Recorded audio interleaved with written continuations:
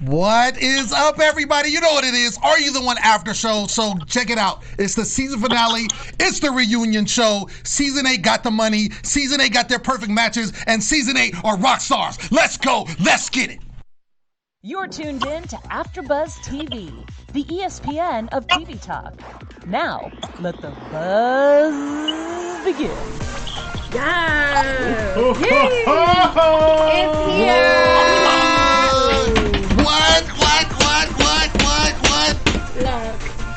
Look, they are looking like money. It's going down. It's going down. It's going down. Ladies and gentlemen, it's the Are You the One after show / finale / reunion show. I'm your host, Lim Gonzalez. We're super excited. We're turned up in the studio. I can't wait to get to all the guests. Next to me is the incomparable, the amazing Sinse, and she never plays. Yes, okay, I could not come to play. I had the hair down today, okay? Because this season 8 was not playing no games, and it's one of, hands down, my favorite seasons, okay? Yes. Yeah. And of course, our messy correspondent, Messy Melody, in the building, looking all glittery. You know, and I'm here to be messy. Yay! Okay. And of course, my A1 since day one, the Filipino king himself, Nino the Naira in the building. Woo! What's good, y'all? I lied last week, y'all. I'm here. I don't know. I thought I wasn't going to be here, but I am here, and I would not miss this for the world. We had to make it happen. Jesus made it happen. Shout out to everyone that tweeted me. Boom. I'm here. Let's go. Let's get it. Let's get it. Get it. All right. Is it? Is it time? Is it time? Is it time? Is it Is it time? It's time. Is it time? It's guest time. It's guest time. Hey! Ladies and gentlemen, first in the introduction, he's so fire. He's always got the black on. Give it up for Kai in the building. What up, Kai? What's up? Ow. Here we are. Next. We gonna get tired today. She can sing. Yes. And she has the best abs in the game. Yes. Jenna in the building. Hey. What's up, bitches? Ready. Awesome. He was just here last week. He was. He's been studying our whole movement. He wants to know all the things. Danny in the building. Hello. Ow, Danny. He's in the captain's chair right now. Yeah, he is. Danny is glowing. I put him there on purpose. Yes. We're not done. See you at the land of Skype. Hey. Hand game on fleek. Always, every day. Jonathan in the building. Mr. Growth is Oh in the my building. God. Look at that hair, The though. hair Oh my and gosh. everything else. He's What's- ready. Oh man. Okay, where do we start? Jonathan, how you doing? Are you talking to me? 'Cause I'm Yes. fucking amazing. How you guys doing? Yes, I'm talking to you. How you feeling? How you doing? I'm doing great. I'm so excited to, one, be talking to you guys. Two, see my fucking castmates again. I love you. I'm ready to talk about all the things that happened in the house that the world did not see. Yes. Get started, baby. Yeah, let's Well, go. Let's go. Jonathan, I want you to start with that. I mean, let us know, okay? Because we know you had some eyes on several people in the house, okay? And Basit was not having it. So, I mean, kind of let us know what's good with all of that. So I'll just walk you through like the casting process at first. So whenever we sat down with matchmakers, it was a very extensive process. We had to talk to them about what we like physically, mentally, emotionally, sexually, like what turns us on. And when I walked in the house, I wanted to analyze everyone that I saw and like really feel connected to a particular person because I wanted to walk in and be fucking kill it. So when I sit down and analyzed all of the information that I gave the matchmaker, Justin was it. I talked to Kari about it. I talked to Jenna about it. I talked to everyone in the house about it. So whenever I started pursuing the connection with Justin, I felt like that he was the one. Like everything that I asked for on paper, he was it. And Was so it I pulled really him into on paper professional- though? Was it really on paper though? Because you know everyone has been saying like, I clearly think it's who you was attracted to. Like let's all get the answers right now. No. It wasn't. It wasn't just strictly. It wasn't me just thinking with my dick. 'Cause if that was the case, I would have pulled Justin into the boom boom room, and we would have boom booms like from the get go. And that wasn't what happened. Like I genuinely felt like they chose him for me, and that's why I went after it. Speaking of the D. Yeah. Okay, what about the D? All the headlines for AYTO after the show were basically there was a lot of sex that we didn't see. Oh yeah. Like a lot apparently. Oh. Who wants to speak on that? Anybody? Anyone care to Danny, why chime don't you in? start? Danny? I'll start because I did start. With the fire! Day one. Yeah, day one, night one, Remy and I were in the boom boom room. Say, excuse me? And that's why day two, when we were trying to figure out who Kai went to the boom boom room, I was like, well then statistically speaking that would be Remy. Because he had made the most trips and I knew it wasn't me. Yeah. Oh my God. That would have been Remy and I were tied 2-2. And you also told me when you were here, I believe it was last week, that there was a threesome situation possibly happening. Oh, yeah. Did I tell you about a threesome? You told me about something like that. Yeah. Yeah. Can you expound on that? Nope. Wait, what? That's not my tea to spill. No, nobody in this room. Wait, that is the tea that we're gonna like cool that will be here in a little while. Yeah. Okay. Right? Oh, okay. Yeah. Okay. Somebody else might deliver that tea. Somebody at else the might table. deliver that. Okay, Yeah, word. Yeah, you look beautiful. I love your outfit. Oh my God! Thank you so much, Jonathan. He's like a cute femme fighter pilot. I'm into it. Oh yeah, I see it. Jenna, we see obviously Kai was someone that you were interested in. Here he is, folks. Kind of out the gate, and we saw this transpire, and even when there was a no match situation, you kind of still were pursuing. What were you thinking at that moment? I was thinking, Jenna, stop! Jenna, stop doing this! Like, okay, so love him to death now. We are friends. We are not together. I'm gonna repeat. We are not together. Not together. Is there any chance? No fucking way. Blow each other's heads off. I would murder this one. Love you. Same. But no, so yeah, I was totally infatuated. And I knew for a fact like that I should stop. And that's why I said no so early. Like it was like episode 2 that I was like, you know what?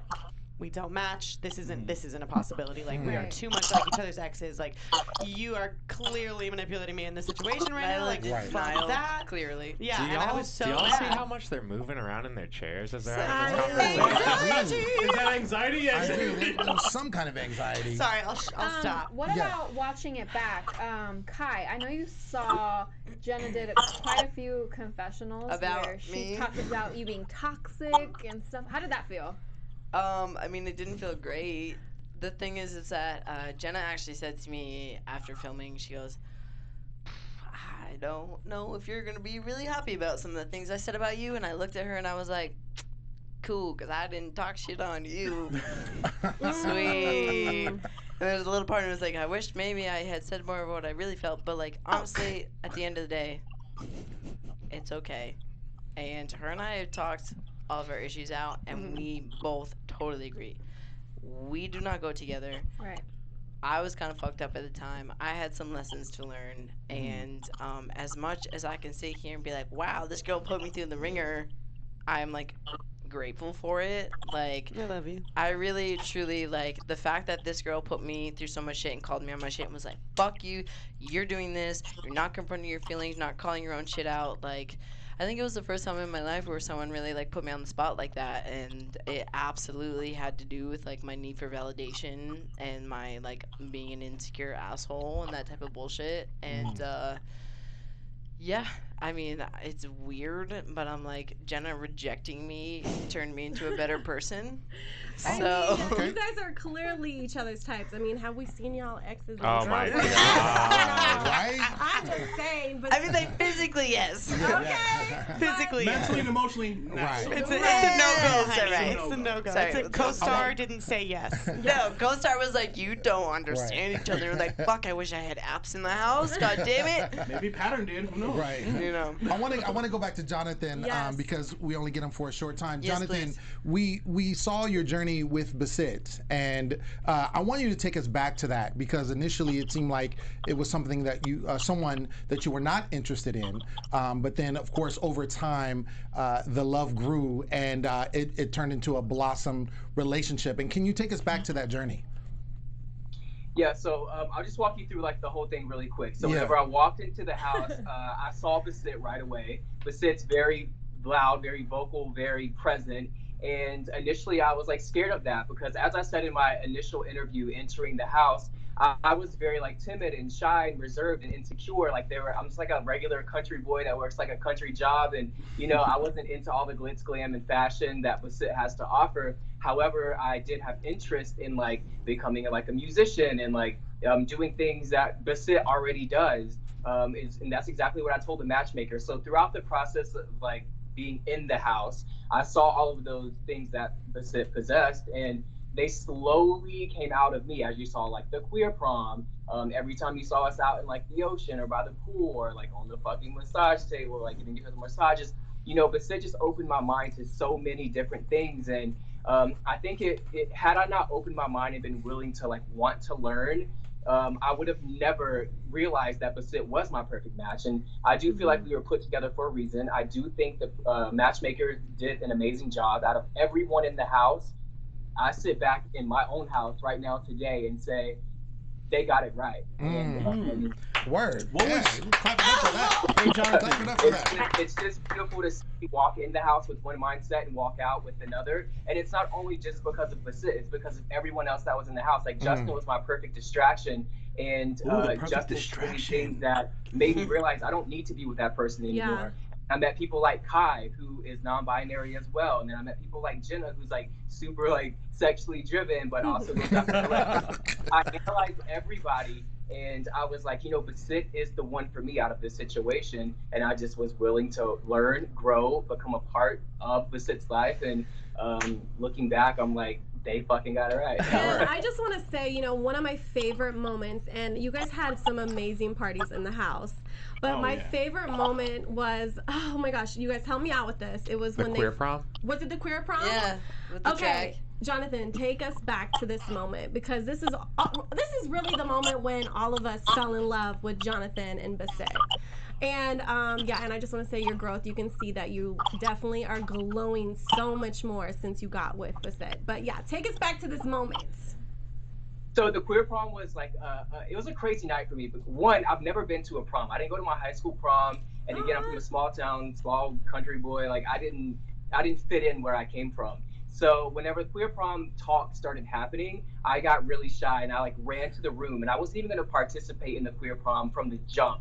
For starters. And then I would make my way into the glam room, and I saw Basit getting ready, and I was like, you know, they're so brave, they're so free, they're so, you know, they're just not afraid to be themselves. And I walked back and forth from the glam room to the bedroom, and I was like, fuck it, Jonathan, like tonight you're gonna get like ready, you're gonna like do what Basit does, you're gonna try to connect with Basit, you're gonna feel like Basit feels, you're gonna like do all the things that Basit does. And so I went and sat down in front of Basit, and I had no idea what to do with the makeup in front of me, but I just started putting it on my face.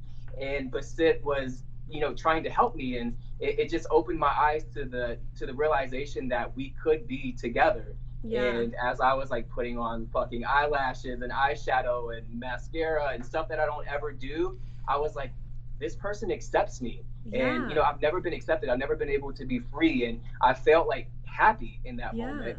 And that was the turning point that I was like, this could be a thing. Word. And you looked amazing. Can I just say something real quick? Please. Jonathan, I really want to say that like I've always been super appreciative of your growth, and I think you know that, right? In the conversations that we've had.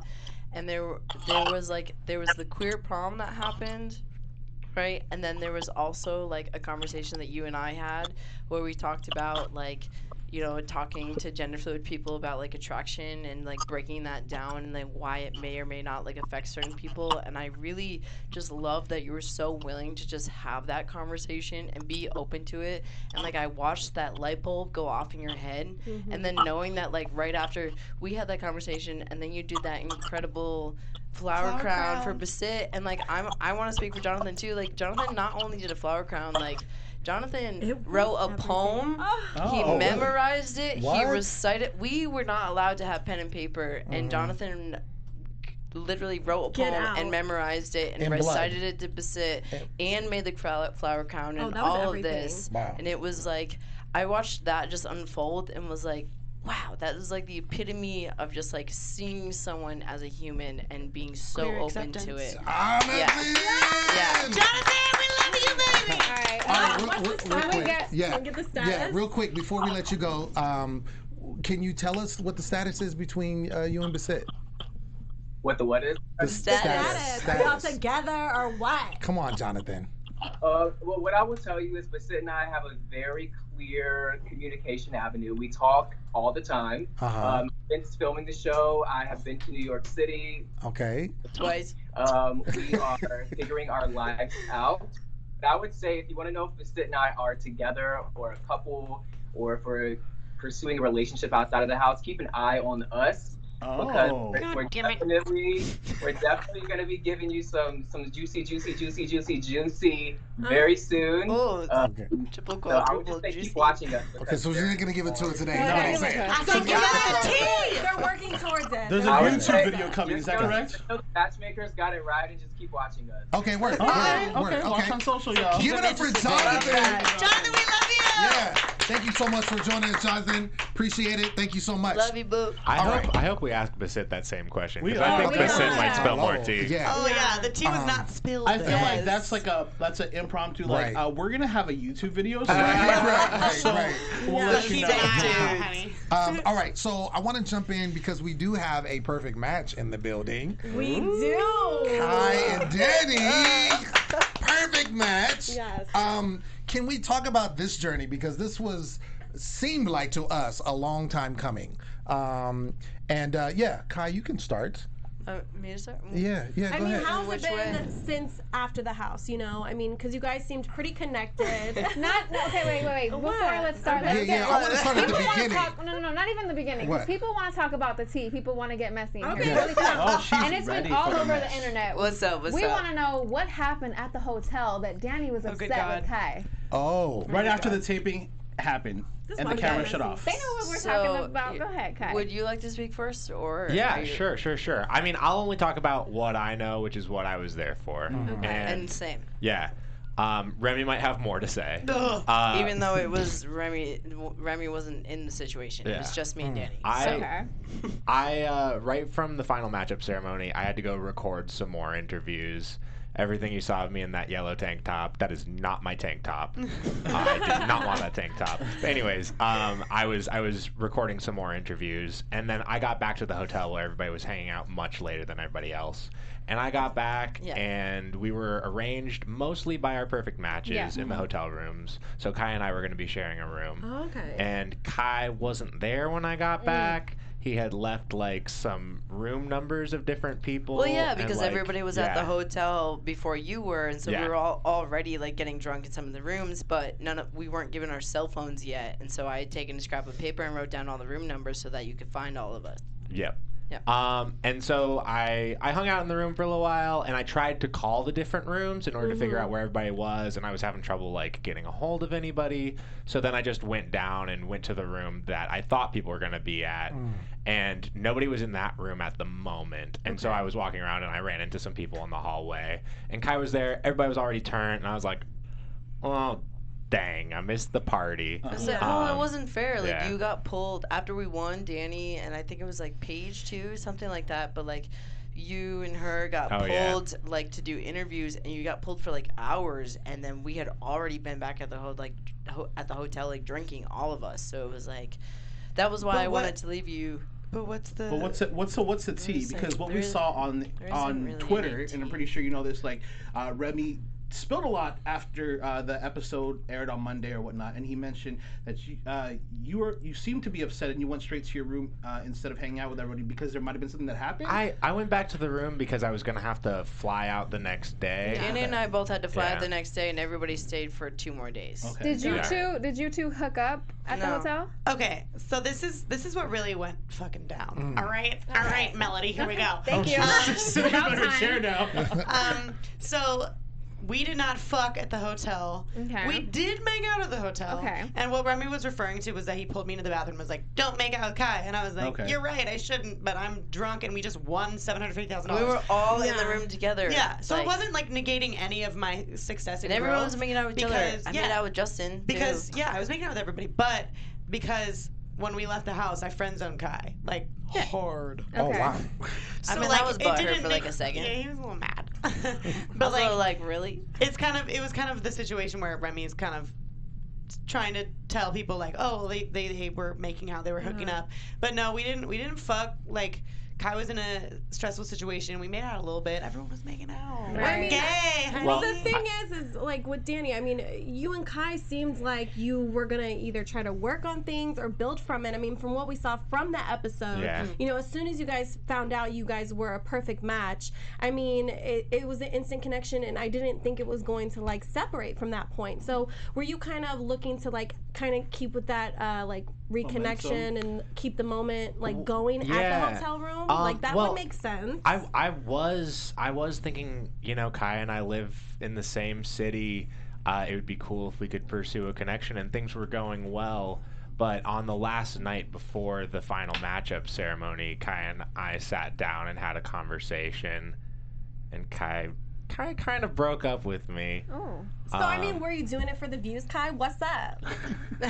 I mean, what's up? We're right here, right now. No, here's the deal. Because Danny's amazing. Danny is incredible, and I care very much for Danny, and I'm going to tell you to your face, like, you will always hold a very special part in my heart. And, like, there is absolutely a part of me that feels like so insecure that I'm like, I don't think that I can measure up the fact that everybody thinks you're such a good guy, and everyone looks at me and goes, you're so messy, and I'm like, well, Danny deserves better than that. Like, truly, I really do think you deserve better than that. But the thing is that, you know, I learned from my situation that I am responsible for creating with Jasmine and Nour and Jenna and all of that. It was absolutely, well, she knows, like, I take full responsibility for the fact that, like, I created mess. And the big reason why I created mess is because I was too afraid to be completely honest with people, because I'm very, very used to doing that and being abandoned, you know, and unfortunately that stems from literally my own parents. You know, my parents are not really on board with me being trans and like all that type of stuff. And so, like, I unfortunately created bad habits that hurt people. And I had learned from that situation, and so I was feeling some type of way, and I sat Danny down and I told him that there were things going on in my personal life that I didn't want to drag him into.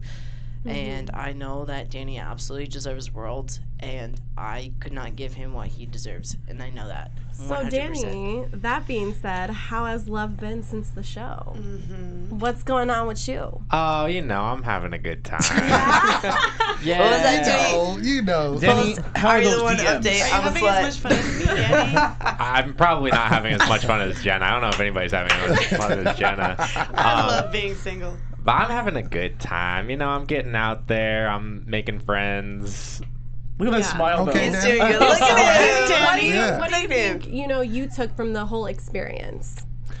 Thanks. That's a good question. I love that. I came into the house and I was like, look, I know a lot of people don't leave this house with a relationship, but I wanted to try to grow, you know? I wanted to make sure that I was a better person coming out of the house than I was going into it as. And like, I didn't fully drink the Kool-Aid of like, oh, I'm here because I suck at relationships, but I should have, because like there was a lot of stuff I needed to work on, and while I was there, I worked on it really hard, and I feel like we didn't get to see a lot of like my journey and growth, because I wanted to be more emotionally open, and I wanted to be more vulnerable, and it was kind of like week one, I didn't get enough sleep, and that stuff all just happened automatically.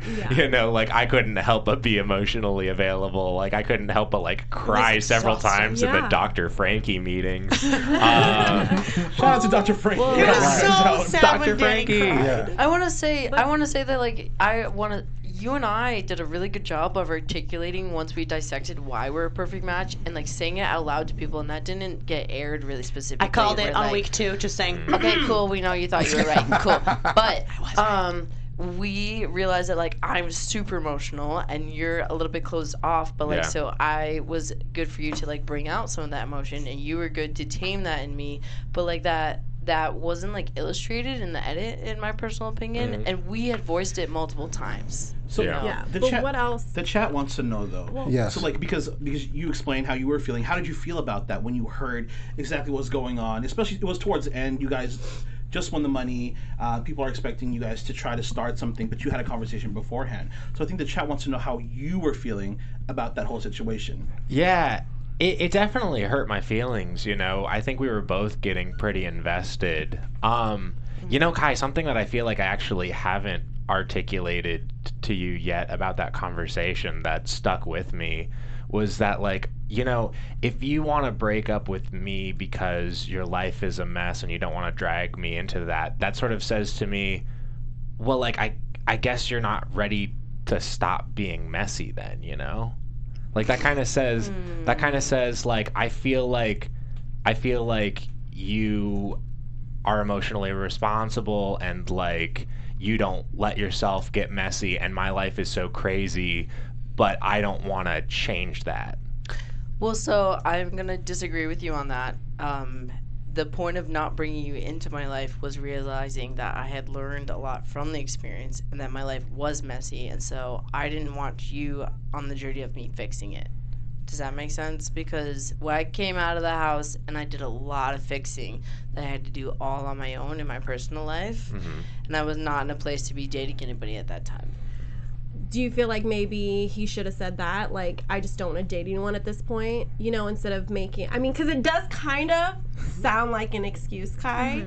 You know, just saying, like, I don't want you to bring into this mess, like, instead of just being, like, straight up with Danny, like, look, I don't see this working outside the house. I want to keep doing my thing, all of those date things, other people. Okay. I mean, all of that. It seems like to him, though, he just got the mess part, so. I mean, and correct me if I'm wrong. You can tell me if you feel a different type of way, but I laid out, like, what was going on in my life. I didn't want to bring you into it. I respect you too much for that. I know you deserve a whole hell of a lot more than that, and I was not in a place to just, like, be in a relationship just, like, in general. But what do you have? Wouldn't have mattered. What do you, if I told you I wanted to be in a relationship, what would you have said? Probably the same exact thing, because I respect the both of you too much. So on a third-party perspective, it doesn't matter my attraction to you or how much I wanted either of you. Okay. I do want to know, though, real quick, just on Danny's, what he took from the experience, because you didn't finish it all the way.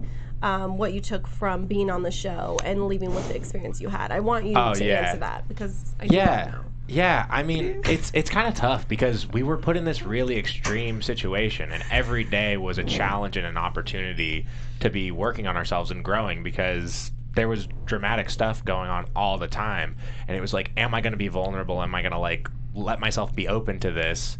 And I challenged myself to do that, and I feel like I did a good job, and I was proud of myself. And then I come back to the real world, and it's like, well, shit's not as crazy out here, and I'm not sure whether I carried all of that growth out of the house, but I'm doing my best and, like, trying to make sure that. I think so you want to become more open and like, is there anything you regret? No. That's good. Word. Well, I want to do a quick commercial break. First of all, we have about 6,000 people in the live chat right now. 6,000? Yeah, that's what I was told. We have about 6,000 people in live chat, and I just want to say, first of all, thank you for tuning in. We are AfterBuzz. Make sure you like and subscribe to our channel. Give us all the thumbs up. 5 stars is what we want, because nothing else matters. Yes. Also, we have other shows that we do here at AfterBuzz. We have X on the Beach, which we actually do, our panel here. And we'll be here tonight again for that. Exactly. We have Bachelor, we have Survivor, 90 Day Fiance. We have all the shows that you are into, so make sure you tune in for that. All the shows that we have. Also, again, like and subscribe. That's what we want you to do, like and subscribe. All the 6,000 people, do that, and it'll be amazing. Trust me. I'm telling you. And we should be having another guest via Skype real soon. Ooh. Can we get to our green room? Because we have other guests that are probably at the super turned up. I don't know if we can showing go up. there right now. While they're trying to get that up, do you guys know we're also on iTunes and Spotify? Yes. So you can actually download this. If you can't watch us, you can go ahead and download, and you can go ahead and leave us a comment, leave 5 stars, let us know what you guys think about the show, especially these type of reunion shows. We love doing this stuff whenever we can. AfterBuzz has been such a blessing to us to be able to do this for you guys, especially that you guys weren't able to get a reunion. So we are so happy to be able to have you guys here. Word. Thank you. Okay. Just got to note that they're doing all the things, and they're not on the camera. So we can't see them, so there's no point in going to them. They probably I know what they're doing. skinny dipping. Viewers can. Right in the pool that we have. In the pool. Yeah. We can, but the viewers can't. Right. We can't see what they're doing right now. Absolutely. But the viewers can see what's up.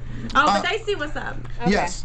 Do we have anybody in the live chat that has any questions? So there were a few questions. That is why I was on my phone, people. Okay, I'm trying to get you guys. I have a question though. Can I go first? Yes. Oh yes, go ahead. Jenna.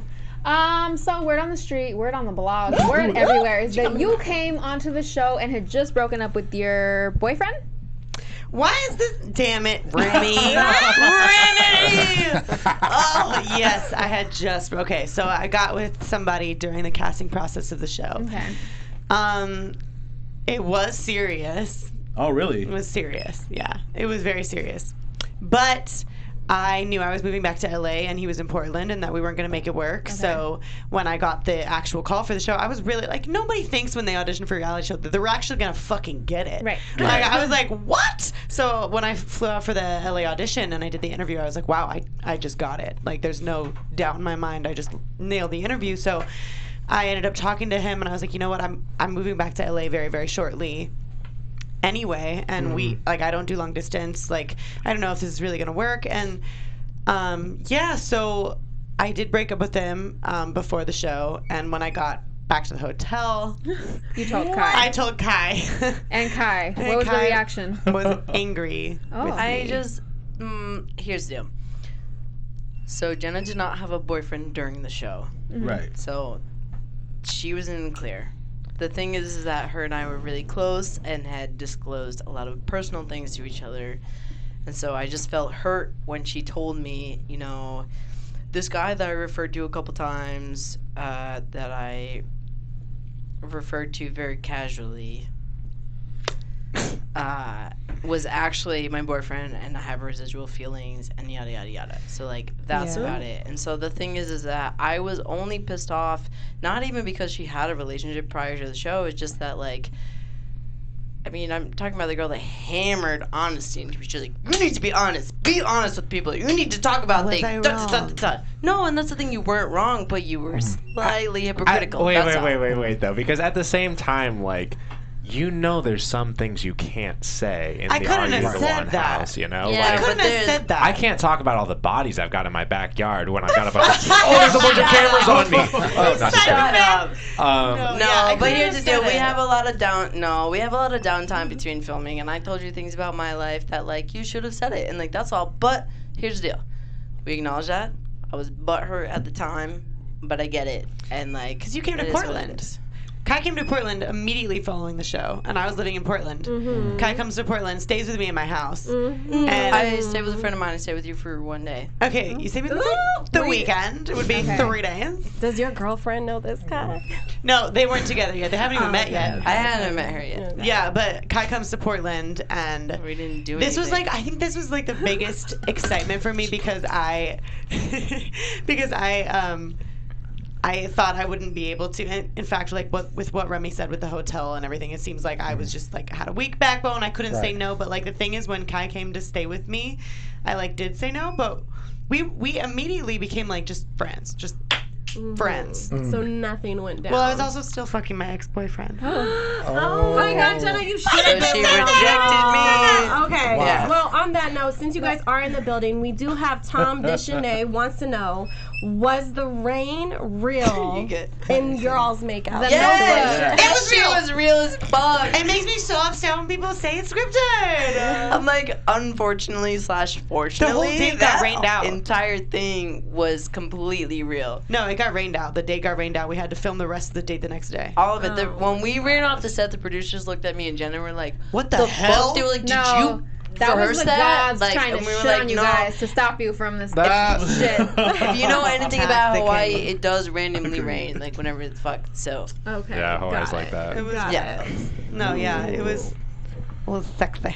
it time? We had Jasmine Jasmine on. on the I saw line. her. Oh my God, It's- Jasmine! yeah. Hi, Miss We had her Mississippi. on, and I don't we know lose what her? happened. She was there. She was ready to go. I was just It waiting says for a her. break.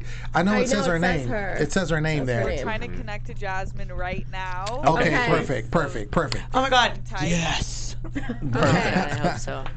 I'm sorry for a second. She Jenna, ain't the one. She ain't the motherfucking one, baby. Jasmine is so fucking cool, y'all. yeah. Jenna was funny about her ex-boyfriend in the house though, because she would talk about like, oh, my fuck buddy back home, da da da da. Oh, really? Stop it. And we were all like, oh, it kind of sounds like he thinks you're his girlfriend, and Jenna would be like, yeah. Remember name that is time I Danny. wore his His name t-shirt? is Danny. Danny. His name is Okay, Danny, and she let me wear his okay. t-shirt one time. Yo, shut the fuck up. You don't disrespect Danny like that. No, I love Danny and Danny. I love both Dannys. All right. All's good. Okay. Both Dannys treated you well. That's all that matters. Aw, Truly. thank you. All right. Well, okay. So you guys never tried to make this happen outside. We the did way. make out a few times. Okay. We had some, Like, you know, right we out have really together. good chemistry. Like watching it back on the screen, I'm like, damn. No, we have good chemistry. We made out a couple times, but like after that, we were like, nah. So We is never it, fucked. We never tried to pursue a relationship. We knew better than that. so No, it's done I with knew you better than guys. that. It's You done with you didn't. guys. Are you still open to trying, Danny? No, we're not. We're well, done. I'm in a I mean, relationship he's in a now. relationship. Right. Yeah, That's yeah. the thing. Like it would. Otherwise, all over him. God. Danny, what about me? Jenna. Oh, Jenna's in a. You're not. I don't have an excuse for Jenna. Just kidding. No, I love you. I love you. You don't want to be with me. Don't tease me, dude. Well, Danny, everyone in the chat room is here for you. Oh, I love the We chat got room. Everyone loves you. Hi, Candace. Haley says Danny is a legend. Haley. Absolutely true. So many people are just Wait, like I saw- Danny is an angel of why AYT. yeah, whatever. Hey, what's the? I was get the Y in the We had some thing. attempts in here too. Hold I on, saw guys. Nour in here. Screen. Oh wait. really? Oh. Yeah, Okay. yeah, Holy yeah, shit. Yeah. Oh. Smash some Uh-oh. people. It is my PM. Ladies and gentlemen, joining us via the Skype line, Remy and Paige Rages in the building. Hey, what up, guys? What's going on? Oh my Oh God. my goodness, you guys. We look like a couple of lesbians Yeah. matching. Speaking of Remy. Yeah. Remy, it just got so hot Yeah. in here. What is Right. going on? Right. So real quick. So Jasmine was supposed to be next, but we couldn't. She had some internet problems, so we had to move on with Remy and Paige. So now that you were gonna ask a question, Melody. I was. Oh, I thought so. Or Well, you know, I mean, Remy, let's just get to it, bro. Yeah. Right, Remy. I took notes. Oh, you okay? You took oh, he notes. took notes. Oh my Okay. God. Wait, here's Wait the a question. second. Have you been watching? And it's us. Remy, have you been watching the show since we started? Yeah. Okay, cool. Okay. So there's some things that was said on Twitter. I mean, like, dang, you were just letting it Hold all on. out. First What and happened? foremost, what is going on between Remy and Kai? Okay, so we'll start there. My question. Kai and I Second, obviously had our, our moment in the boom boom room, second night, blah, blah, blah. That's when we didn't know each other. And then it moved on, and then that's when Kai and Jenna started, right? And then Kai and Jenna were very turbulent up and down. And one point there was a fight that didn't get aired where Jenna was just like in the room, like in the common area being like I don't want to talk to him, blah, blah, blah, I don't want anything to do with him, like that's it, I'm done, blah, blah, blah. And I was like, Jenna, do you want me to like help you kind of like just honor that? Be like, do you want me to like step in? Hold her Anytime accountable. Right, check you. Like, listen, you guys are talking, you shouldn't be talking. And she's like, yes, please. And maybe she said it when she was drunk, and she said it to me, and I was like, okay, this person needs help staying away from someone that she feels is toxic for her, at the time. So I'm like, okay, cool, I'll do that. So then, obviously when the next day she's like, okay, like I'm fine, like actually I'm over it, like forget that. I'm like, no, I'm not gonna like interject too hard because like I still know you meant that at some point. So I was like, okay, but then it continued, then they kept fighting, and then they would get back together and they would fight and be like, okay, so you do need help. You really meant it. And at the point that's when Kai started to get like, Remy, like go away. Like that's really when let us be toxic. Like, you know, like that's when it was just kind of like, all right, like, no, because Jenna asked me to, and, you know, I'm gonna listen to what the girl tells me. Like, that's just like that's what I like to do, you know what I mean? And he always did it respectful. I would like to. No, and even if I came at her a little bit hard, like, I was just kind of like, Jenna. It was tough love, always. It was always respectful, like tough love. It was never like. Yeah, me and Jenna always had like this rapport. Like, you know, her and I didn't get along always, but for most part, me and Jenna would be off in the corner just like talking shit and blah blah blah, and like laughing, kikiing, and everything. But then when me and Kai finally like really just were like not cool at all, there was a part in the fourth matchup ceremony when Kari and Kai were sitting together at the truth booth ceremony. Kai was like, oh well, I thought we had a thing. Kari was like, no, I don't like people who still with their exes and blah blah blah blah. And Kai was just kind of like, I thought we had a great date. I don't know, this is like kind of a blindside for me. And then at the matchup ceremony, Kari then picks Kai and is like, oh my god, yeah, we get along so well. Our date was perfect. And at that point, me and Kari did not get along. I called Kari out on her fakeness. I called her a clown. I thought she put on shows. Me and Kari never got along. So I was like, look at Kari again, putting on another show. Because yesterday at the Truth Booth, you said you did not like this person, blah, blah, blah. I was like, look at you again. Always. And Kai was drunk this night. Kai was drunk. And then Kai's like, gets in between us. And not only that, he runs up on me. I'm sitting down front row in the matchup ceremony. And he's in my face. He's like, stop yelling at her. Stop yelling at her. Stop yelling at her. And I'm just sitting back like, Kai, get out of my face. Get out of my face. Well, Get out of my face. Wait. Jenna looks like she might want to interject a little bit. No, I am interjecting. Well, I mean, I want to get Paige and Remy Kai's have been waiting a response. long time for I want to this, get so. Kai's response, but I do want to say though, Remy, I know you've been more. like, I know there's more, but There's a just lot let's more. talk about just the, you know, you getting into Kai and Jenna's relationship, and you kind of like being like, Jenna, don't do it. At the same time, like, you are the hookup king. You know what I mean? So you have been on the show as the hookup king. So what is, no, but I have a question real quick. I get that they're in a toxic relationship, and I get that you are trying to look out for Jenna, but you also have been in Kai's situation where you've kind of like hooked up with whoever. Like, did you kind of like want to be there for Kai as well? And kind of, I mean, you guys kind of had, you know, similar paths. Like, did you kind of see that in Kai as well? Like, to where you kind of wanted to be like, you know what? Like, I mean, unless you, I guess, never had a toxic relationship I'm a bit older before. than Kai. I've been, you know, I had my fuckboy times. I was in Kai's situation when I was like younger, like 21, 22, 23. And, you know, I understand that. But at the end of the day, like, I don't have time to coddle Kai. And just kind of, like, you know what I mean? So I'm in this house for a certain amount of time, and they're already in no match. So I'm like, I don't care. I'm sorry. Like, I have to like talk to Jenna, and Jenna's the one most affected by this. Kai, you know, again, Kai's being a little social butterfly, and that's fine. Kai's a very charming person. I'll never take that away from Kai. Obviously, you know, and it sucked because Jenna, like, that's the difference to me between Jenna and Kai. Like, they both had their own, you know, involvement, but Kai was able to pursue other people, whereas Jenna didn't really make a lot of substantial connections post Jenna and Kai. Got it. Like, and that's where I thought that was the main difference. Where I saw that Jenna was really kind of like fucked up by it, and Kai could do all this other stuff. So I was like, okay, the person I need to put my energy into is Jenna, because Kai's making connections. Kai's looking for his perfect match, and Jenna's just not. So okay. So Kai, yeah, I was just gonna say Jenna's like her face. I just want to get from you to a response because you seem like bothered by what he's saying. No, I'm not bothered by what Remy's saying. Remy's right. That's the hard thing, you know. Like, I mean, Kai knows for a fact that he was messing in the household. Kai knows that he manipulated me. He knows he fucked me up in the household, and he knows the fact for a fact that like it was so unhealthy for me that I felt like one of those tests where, you know, I've been in relationships before that were super abusive. Not that this was abusive, but just like unhealthy, you know, where I couldn't leave. And that's one of my biggest problems, is that I can't leave. Like, I do become a little bit of a pushover. I've been taught to people please my whole life. Like, it's stressful for me, you know? And so I did tell Remy, I did confide in Remy, you know, this is so hard. Like, I don't know how to do this. I would like you to help me. So he's not lying.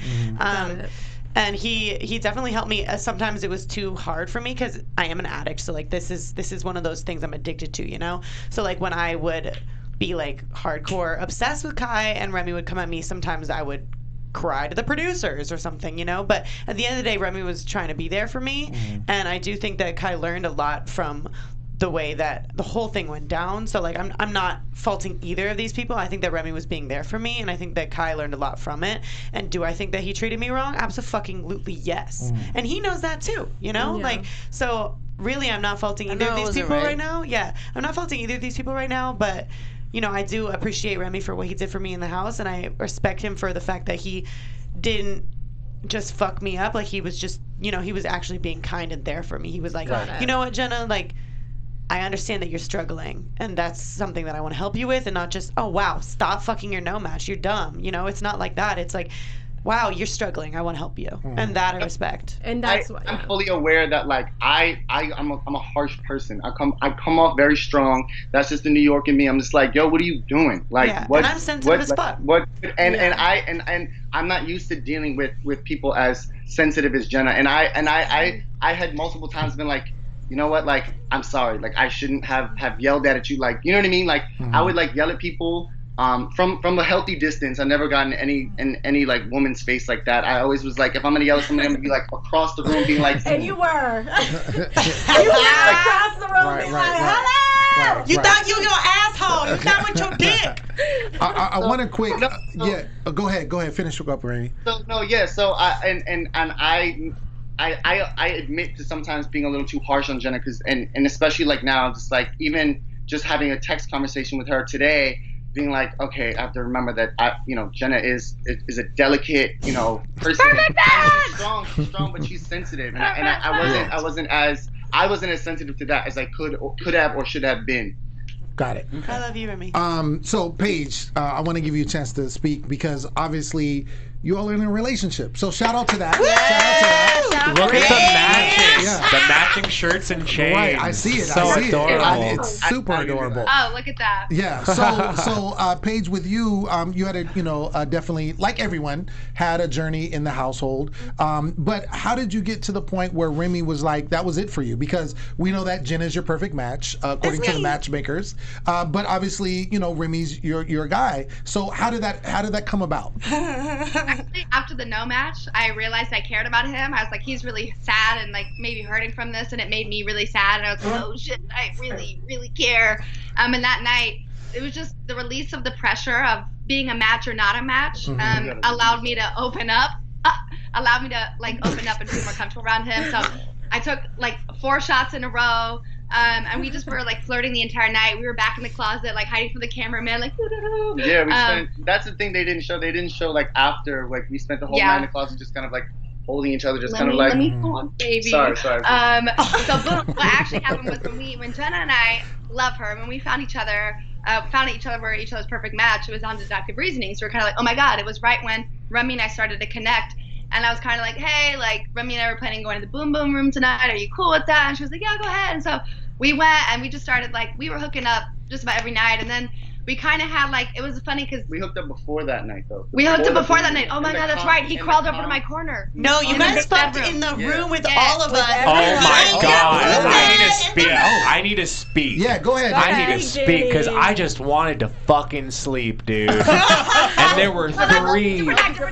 Different night, Daddy. That was the 3rd night. Oh, Remy, God. The only person who maybe knew was Kylie because Remy's feet were up in the air and she was awake. Yeah, I knew Kylie. I kicked Amber in the head. I kicked Amber in the head by accident. And then I had to like be under the covers with my legs up. And then Kylie was like, what is this shadow? This is not the story. So basically, basically it was from the no match, and we just were like, as soon as we won, we went to the hotel room, and it was just as soon as I got back from the interviews, it was Remy and I just together the entire time. As soon as we got back from New York, I flew in like 12 hours after he did. He came over to my place immediately. We've spent pretty much every single day ever since. Wow. So I have a question for Kai in a second, but before I do that, I want to know how it's been for you guys to hide your relationship for this long and not tell anyone. You guys came into AfterBuzz too. You guys came into AfterBuzz and you were, you know what I mean? cheeks underneath the camera. What? Something underneath the No, camera? kidding. We're kidding. We're kidding. That was the Remy rubbing off on me. No. So it was. I mean, it was. We get along as like we started out as friends. So like that's the foundation of our relationship is just like friendly. The foundation of our relationship is friendship. So it was just that's why everybody like we would read everybody's comments like, oh, do you think they're together? And it's like, oh no, they're just friends. They're just good friends and blah blah. And it's easier because sometimes I would slip up and be like, this is my girlfriend. But then, that also means in gaming that's my girlfriend. He'd ham up the game. That's the sis. That's what we did. So that's just like, it worked out like that. And, but, when she would get mad at me, she was like, don't touch me in public. We can't kiss in NDA, public. NDA, Not mad. Right. NDA, baby. Right. Yeah, can't hold my hand, don't touch me. Yeah, that Viacom NDA is strong. Didn't have an office. Yeah, so Yeah, for sure. I get it. I mean, You everyone. said you had something Question for for Kai, because obviously, I mean, the chat's seeing it. Kai's facial expressions and everything that's been happening right now. I feel like you might want to respond to what Remy had said, or just a response in general. A response in general, just so you can kind of get it off your chest or anything like that. Maybe we could work and talk something out here on AfterBuzz. I mean, here's the deal. I'm good. Remy, I think that you defending Jenna was correct. I think that you were right in that. And I absolutely admit that I was 100% toxic for her. I'm just kind of at the point where, like, I know that I was wrong, and I've admitted it. And so at this point, I'm kind of like, I just don't understand your animosity towards me. That's all. Like, I don't have any problem with you. There was nothing between us except for just the fact that we like fucked one time. We joked about the fact that we might have been a perfect match like early on, and that's it. And like, you and Paige are great, and I have stayed far away from Jenna, and I know that you're protective of her, and I know how you feel about our relationship, and I totally take ownership for the fact that, yeah, I was wrong. I was toxic, and I was not accountable for myself in the house, but I learned from that. So I don't know. I'm just kind of like, what's your deal, man? At this point. Well, I mean, the whole thing is, like, it wasn't just shit in the house. Like, there was stuff in the group chat that you said that you brought up for no reason that had nothing to do with you, that had to do with me and Paige for in a situation that you weren't even there for. And it was just like, yo, like, what do you, it could have been all cool, but then you brought up some shit that had nothing to do with you. And then I was like, okay, and then, again, like, if you don't want, like, I would say personally, you say my name, I'm say yours. If you want to talk about stuff that didn't get aired about me and talk about my fights, my messiness, I'll own that. That's fine. But I know you don't want me to talk about shit that didn't get aired either. Did you feel like I was talking shit?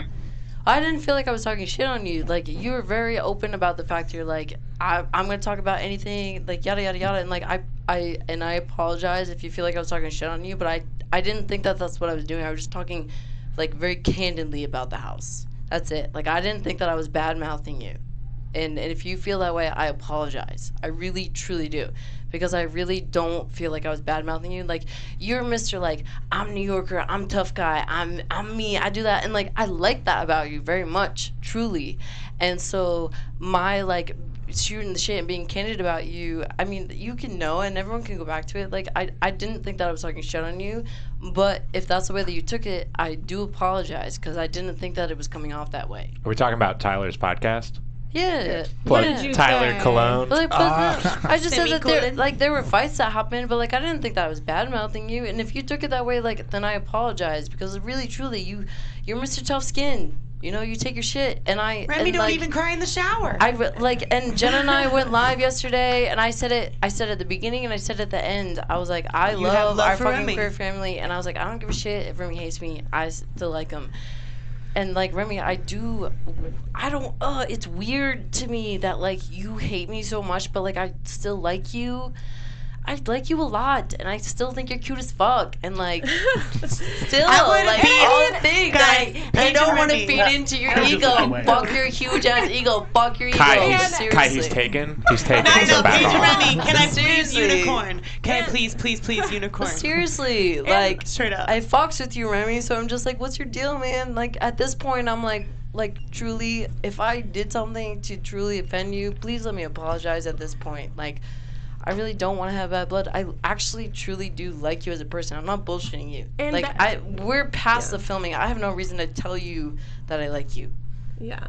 You know? And I guess that's why I interjected, because I was like, I feel like you guys would have certain things in common to where, Remy, you could be that person to Kai to kind of like either, you know, and that's why I interjected, because I'm like, I feel like you guys have more in common than more in disagreements, you know, and just like by being each other's, you know, like, you know, I don't know, but like, that's why I interjected, because I was like, I kind of want to see your side of the things with Kai instead of it just being all about Jenna. So what do you think, Remy? No, I mean, I can't. I'm a grown man. Like, if somebody apologizes and genuinely means it, then, you know, I'll accept it and I'll keep it moving. You know what I mean? Like, I don't think are me and Kai gonna be best friends? No. But am I gonna be like, yo, fuck, like, you know? Again, none of this is like real beef. Like, I'm not gonna see Kai and be like, so what up? Like, no, it's like, you know, it's just like it is what it is, and if you genuinely mean your apology, again, I'm a grown man. I get, you know, another grown person can apologize to me, and I can accept it, and we can move on. You know what I mean? Again, for me, the whole thing was there's things that happened after, and then reliving certain things and seeing things that were lied about, and that made me feel crazy at the time. And it's fine, but again, I can let all that go if you genuinely like really apologize and cool. You know what I mean? I wish that you were like physically in front of me, but from virtual Skype feed, face to face. Like, I'm gonna look at you and tell you, like, I was wrong. When I was in the house, I was wrong. I was a dumbass fuckboy, and I hurt people, and I know that. Like, that's the thing. It's like, and you called shit the way that you see it, and like, I don't always agree with the way that you call shit out, but it doesn't matter. Like, at the end of the day, I fully acknowledge the fact that, like, I was wrong, and a lot of what I did. Okay. Did we just have a Dr. Phil moment on AfterBuzz TV? Did we just do this? I think it's dope. I think it's dope. Know, that's what I don't know. I guess I didn't feel a need to like say it in this type of platform, because I had one-on-one conversations with the people that I had hurt. You know, like, I had my individual apologies to Nour and Jasmine and Jenna, and my conversations with Danny, but like, seriously, like, I don't have shit against you. Remy, you know for a fact that you're charming and likable. I don't want to blow your fucking head up because it's already fucking big. Your head's so fucking big, but, like, I admire you in a lot of ways. You epitomize a lot of things that I wish that I had, because we grew up really differently, and, like, I like you as a person, unfortunately. Like, unfortunately. I want to clap for that moment. Yeah, no, I think that's dope. That's a sweet moment. I think that's great. Remy and Paige, thank you so much for joining us. Because I had a question. Oh, you had a question. Paige. I just wanted to update Paige and Nour. Paige, are you? Oh yeah, that needs to be addressed. Where is that at? That's kind of important. Because I know we're on a time crunch. Just how I feel. I feel like there's a lot of things that well, first off, I'm prideful, and I put up a front like I wasn't hurting, and I think she took that front as an excuse to not necessarily, like, she apologized in the house, which is true, she did, but the reason why I'm not taking it, which I, you know, is because the behavior continued after that apology in the house. And then in real life, it's like different to watch all that happen and watch me like be talked to like that and not get a personal text, DM, nothing. She's called Remy multiple times. She talked to him at the finale. She'll talk to anybody but me about it. Than she ever called Paige. The last time we've talked was before that episode aired, where it all began. And I'm like, how can you not feel bad enough to reach out to me again? And then I realized I was hurting a lot more than I thought I was, because it's things that I've been picked on, like, you know, as a kid. I was 5'7" when I was 12. Like, I've always been gangly, okay? And, you know, I just, you know, it made me, like, really hurt that there was a lot that I felt like was not being, she was not being held accountable for. And it made me sad that it felt like she cared about her pride more than she cared about how she hurt somebody else. And now I've been going through some shit the past month, so should I have reacted so impulsively on Twitter the other week? No, I should not have. But I also don't think I lied about anything. And, like, I'm, you know, I am the victim in this situation. Like, I'm prideful. I hate saying that, but that's just the way it is. And, like, you can't control how the victim receives the apology if there was one. And, like, I'm admitting that I'm finally hurt, and I have not, like, she's talked to everybody but me. And that's what's kind of like, apologies don't wait if you're really sorry.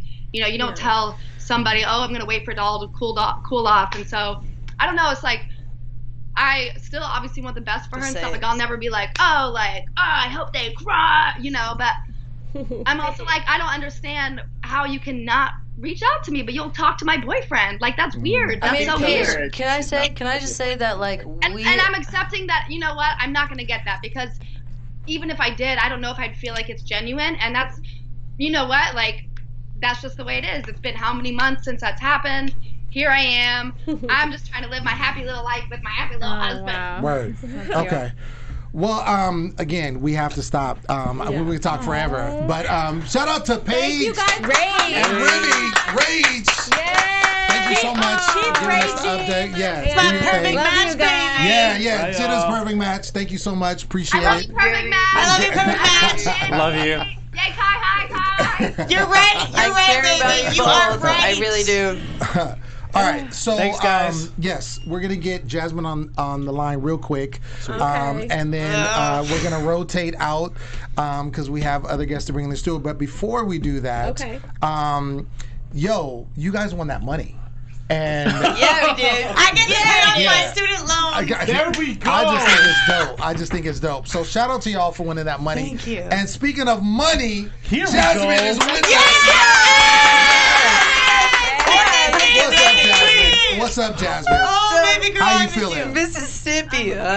Mississippi is in the building. Wanna go to the boo-boo? Face is flawless, girl. Yeah, looking great. So, Jasmine, we got to get right to it, right? Yes. So how are you feeling right now? Right now, Yes. I'm feeling good, living my life. But all of this foolery that I've been seeing going on amongst my cast has me shook. Okay, let's talk about it. Wait, I'm upset. Well, I'm in like a real sticky situation, because in the house, Paige is like one of my best friends from the jump, period. And then Nour's my perfect match, so it's like my friend and my match are fussing. So whatever. Okay, that's really a conversation with me, Nour, Paige, and Jenna, and we're all sitting, in a little circle, kumbaya. We're having a conversation. So then we get out the house, and people still have a problem, and like still bringing up the same stuff. It's kind of just like, it's whack. Like, how are you still bringing up something when you see we've clearly moved on from it? Like, I get your reaction when it happens, but 5 weeks after it happened, like, we can let it go now. Move on. Didn't Paige call you? No, I haven't talked to Paige since after their when they came on the AfterBuzz, when Paige and Remy came on. Paige went over. Okay. I haven't talked to Paige since because I just kind of, felt some type of way. I was just like, how can you hug Nour and say, oh, I really didn't want to hug her? Well, if you really didn't want to hug her, you real about it, then don't hug her. Don't make her seem like you're making up with her and like you don't have a problem anymore. And then you get on the AfterBuzz and you go, oh, well, I didn't think it was genuine. Where you're not genuine if you're hugging her and acting like there's not a problem like that. That's mad whack, period. Okay, so you're saying pretty much that, Paige has been saying like she never apologized, but then Paige has also gave her a hug at the finale and didn't talk about it there like during the show. Yes, like they obviously talked about it, and it's just like kind of annoying to watch from an outside perspective. Like, okay, this is my friend, this is my perfect match. I know y'all made up in the house. Y'all were cool at the end before everybody left the house, and then I come out the house, and now my friend is talking about my perfect match again, and they're just egging it on. And like I said, I get it. Once it happened and it aired, talk about it, because that's what happened. But in the 8th and 9th week, like, you can just let it go because we're outside the house. Like, we all have real life. Like, And it's so crazy, hearing you defending Nour because, we watched the whole season and we see that you guys are a perfect match, but we also seen you guys go at it, and like you were not the one, okay? Hashtag not the one, period, okay? So, it's I mean, I love to see that you're now sticking up for Nour and you guys clearly figured out why you guys were a perfect match. And it seems pretty instant, like when we watched it on the show. Was it really that instant, or did you guys really have to get to that point? Because you guys really went at it for a good, we don't know how long, but it seemed like a really long time. Yeah, it was actually not that long after that we made up. Like, it was like, okay, we found out we're a perfect match, and I'm just like, this bitch, you know what I'm saying? Like, what the hell y'all done did? Like, I really wasn't having it at the beginning. I was like, y'all got me fucked up. Period. Oh, wait, can I go? Yeah, okay, my bad. good. But then, you know, once we started talking and stuff, I'm like, okay, I did ask for somebody with a strong personality like me, you know, somebody who could take up for themselves, somebody who could teach me something, and Nour is all of those things. So I was like, I get it. Like, come on, baby. Like, come on. Right. Word. Well, real quick, we have some new guests in the studio. Yes, we got to introduce them. We So, yeah, ladies and gentlemen, the flyest man in the building, Max is here. Hey. Yes. Good, baby. Yes. Yes. What's good? Yeah. Give it up, baby. Give it up. She's also in the building. Amber is here. Give it. Yes. Yes. She looks great tonight. Yes. Amber looking fly. So Yes. obviously, tonight. talking to Jasmine. Yes. Can you? I would love, you know, since we're talking about the Nour situation, if you could shed some light, Amber, on the situation, because you know you had a situation with Nour at the beginning of the season. Mm-hmm. Is what she's talking about? Does that jive with you? Does that make sense? Like which part? All of it.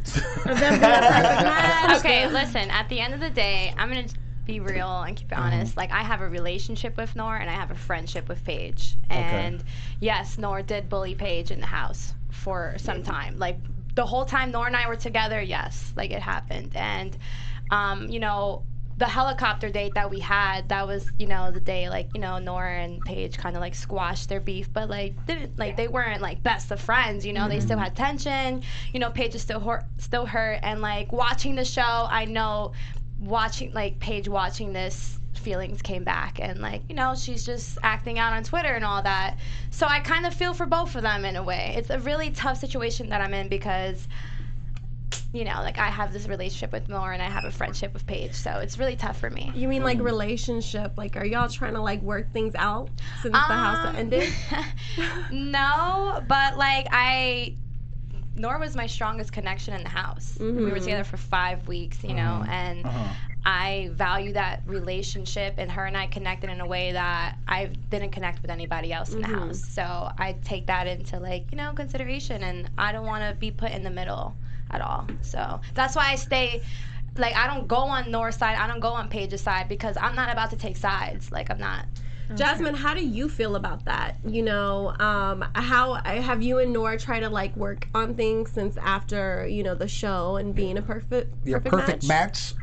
Me and Nour, that's like one of the people I talk to on a daily, you know. Word. And so, yeah, we always talking, but we're not in a relationship. Everybody's been asking that. Okay. No, not in a relationship. It's not off the table, you know. Who knows? Like, nobody can ever, you know, tell their future. So we just don't know. But we still talk every day, and that's like a really good friend of mine, and we always talking. I just think it's interesting. This is, correct me if I'm wrong, we've been covering the show, you know, for 8 seasons, and this is probably the one time where people that were at odds so heavy ended up being a perfect match. Like, you all were like from what we saw, like enemies. Like, y'all was about to throw down over Kai. And that's kind of like, I want to add to that, because it's like, wait, you know, wait. Oh, I'm sorry. Oh, no. Okay. Not over Kai. Oh, it wasn't over Kai. Set it straight. Hold on. Oh, wait. No. Remix. Hold on. Remix. Let's let the Skype catch up really quick. Screwed over here. We got the chopped and screwed. Right. 1 second. Let's let Skype take a breather. Hold on. 1 second. It's gonna catch up real quick. Oh no. Okay. So I know. Can I have my turn? Yeah, she's saying it wasn't over. She said it wasn't over Kai. It wasn't over Kai. It wasn't over Kai. It wasn't. Yeah. It wasn't over Kai. It was just the fact that it wasn't over Kai. It's just the fact the way Nour came Mississippi ain't got no Wi-Fi. Okay. Oh, we lost her. Mississippi got no Wi-Fi. We have in trouble. Max was like, "Where's my chance?" Thank you. That's like Max, talk to us. What's going on? What is good? Yeah, what is up, good? Max? What is Max, good? your Twitter fingers are really strong. Yeah. My Twitter fingers don't stop. They don't stop. What's going on now? What's good? Look, I just like to put. I've never had a Twitter before. Okay. Before the show? Before the show, I'd never had a Twitter. Oh wow. Okay. And I'm like getting the Twitter. I'm like, okay, well, I guess I'm just supposed to tweet what the hell I feel like. And like, apparently that is backfiring on me to some people, but also at the same time, it's giving people realness that I feel. That I'm tweeting. I'm literally laying in my bed, sitting on my couch, just like, no, that's not true. Hold on. Like, let me put that out there. What's not true? At times, well. The 48-minute video? The 48-minute video. I have never seen 48 minutes of fraudulence in my life. You're lying. That was a waste of my time. That was the biggest 48 minutes that I will never get back, and that I can't believe she lied on my name like that. Well, and I will absolutely be here to defend myself. Max to came through with the receipts actually of some I did come through with the receipts. text messages that he had exchanged with. Do we have that up? Do we have it up? It's I hope we coming have it up. I hope we have it up. Second here. Yeah. Hold on one second. So you have to explain what's going on here and the premise of all this. So Kari said in her video that she spontaneously bought a flight to come out and fight for me. No. I hadn't talked to Kari for about, I don't speak to Kari. I don't want any sort of relationship with Kari. After she hooked up with Justin in the hotel, I called the hotel phone. She answered. I found out they hooked up. I said, oh, hell no, I'm not. Yeah. I don't want any part of that. I don't want any part of that. Right. Perfect match or not, I don't give a shit. I don't want a part of that. Okay. So, so then, Kari's like, you're my perfect match. Honestly, it became more exhausting for me to ignore the calls. I should have just blocked her looking back. But it became more exhausting for me to just not take the call. So I took the call. Honestly, she would just ramble for about 45 minutes about how bad Justin is, blah, blah, blah. It turns out that she's seeing Justin. She slept with Justin in the hotel the night that I called looking for Justin. Oh, wait. Okay. Oh. I mean, there's 1,000 things to unpack. Hold on. Here. Okay. 1,000 things to unpack. Because let's start from when you guys found out you guys were a perfect match. I mean, Kari and I? Yes. Yeah. I mean, we didn't really see that you guys were going to have a relationship outside of it because we knew how much you loved Justin. Exactly. So the situation was I was apologizing to Kari for being rude to her because she was literally hooking up with Justin in the bedroom so that I had to sleep outside during the show. During the show. I had to sleep outside on the couch. I slept with Jonathan and Basit that night. I intentionally remember being like, the only way I'm sleeping tonight is if I drink way too much and I have to fall asleep. This is towards the end of the series, right? This is after Justin and I break up and Kari literally swooped in that night hell yeah. I just want to let you know I'm here for you. Whatever. First off, okay, do your thing. All right, you guys want to hook up in the bedroom? All right, I'm going to sleep outside. I'm going to sleep outside. All good. So then I apologized to Kari because I was being mad petty to her, just like little things. She's sitting there oh yeah, well, I know how to cook. I'm like, oh, Kari, you can cook pasta, big fucking whoop. I don't care. You can cook pasta. It's hard. It's so hard. Petty things. I agree. It was petty. And I apologized to her, and then we started talking. I was like, oh shit, Kari, you just literally have said everything that I told the matchmakers back in whatever was that? Right, back in the day. Back in January? Literally January? Yeah. In January? I was like, okay, hold on, Kari's my match. No.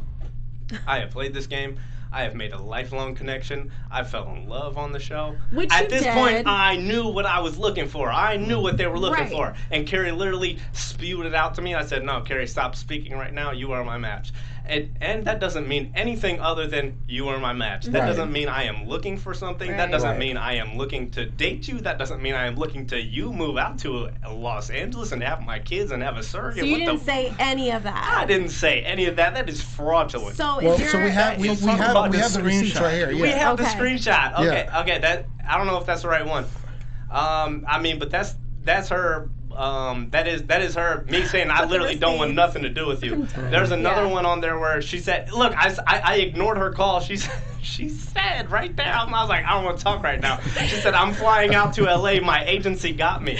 So hold on, did you buy the flight to LA, or did your agency say you're coming out here? So you never gave her any The hope. receipts are right there. It was fraudulent. She made a 48-minute video of fraudulence on my name, and I'm not gonna have it. Okay, so do you think? Okay, so wait, hold on. I'm not I gonna know have you're having this animosity towards Kari. Now Amber slept with Justin as well. So Wait, I didn't sleep with him. You guys didn't have sex? No, she baby. She made that very clear. No Okay, second time with me. Okay, Go ahead, so Amber. Tell me, Amber. He gave me head. Remy gave me head. Like. And then I fucked Justin after. Oh. So Oh my- I didn't okay, have I sex didn't with know anyone. that. That's what's good. That's what's Okay. good. I mean, that's what it is. That's what's good. Like, honestly, it was never about the physical connection for me and Justin.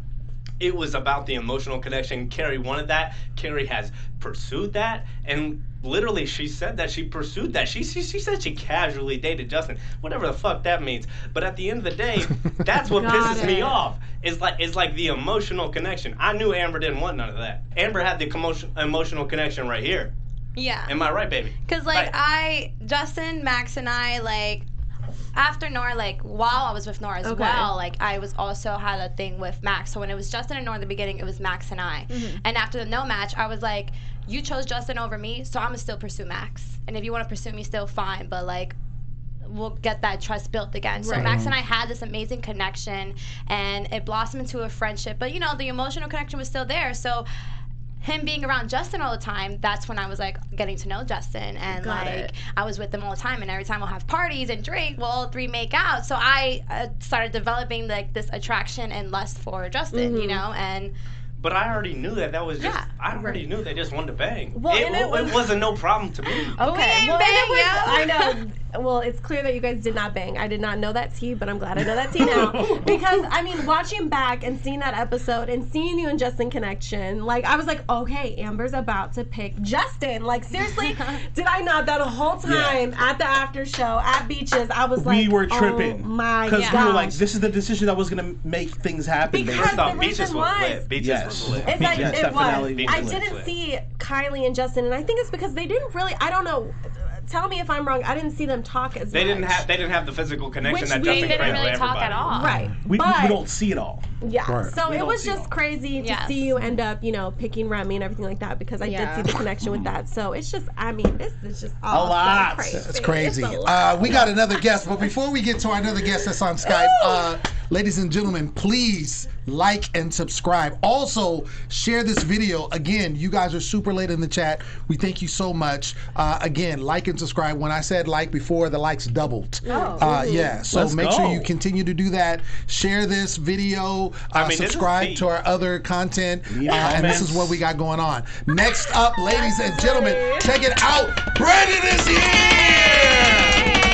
Brando! Eating a banana! With a banana, that's kind of gay. That's kind of gay. Eating a banana. I can say that, but that's kind of Brandon, gay. you look so good, babe. You look so good. What's up, Brandon? What's up, Brandon? Talk to us. You know, just watch BS, just eat my bullshit, you know, eat my banana. I'm lit. I got my wine, I got my banana, I'm good. He's ready. He's ready.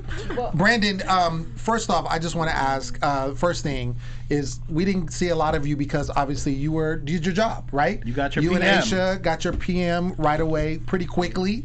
I want to know because we didn't see a lot of what went down in the honeymoon suite. Can you talk about? Let's talk about Tell us what's good. Anything go down? We need some because we like in other seasons they would show the honeymoon suite. They would show the couple interacting. They didn't show you all. They just showed you the matchup, and you kind of looked like, you know, you were there. So, but they didn't really get to talk. Can you please tell us what's up, man? Did y'all stay in the same room? Yeah, of course. And so, what really happened in the honeymoon suite? It was like basic, like Aasha and I, we were like this, but in the house, it was kind of like it could have gotten to that point where we like got romantic, but when we got to the honeymoon suite, it was more like, man, fuck this shit. Like, what happened? Like, we got kicked up. We're out way too early. You know what I mean? Because Aasha and I, we got each other intellectually. Like, we had a very good connection in terms of like how we got to know each other, and we could like speak to each other without being talking. Like we can like look at each other and be like, this shit is so cap. Like what the fuck is going on here? And so that's how our relationship like got built. You know what I mean? It wasn't like off of anything like let's build a relationship and let's be together forever. It was never nothing like that. It was not.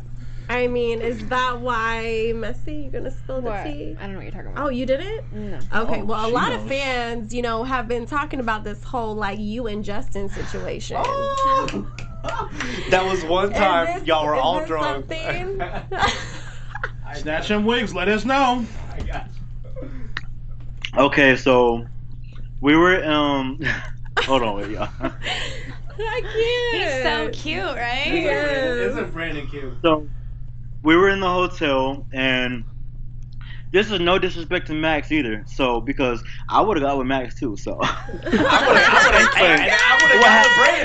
would have got with Brandon. It's no shade. I got you. Period. Like exactly. Like me, Max, and Justin started to get hella close right before I left the house, and so it was kind of bogus because like there could have been a Jax done. Because all three of us started to get like hella close before I started to leave. It was and Jax. so what? I was down. Max, Y'all were down Justin, with and I were everyone. always together. Like they're even there to help me pack. You know what I mean? And but anyways, for the tea that y'all want to know, so we were in the hotel, and okay, so it was kind of weird because I was like laying on the bed one day, and this is like right after Max left.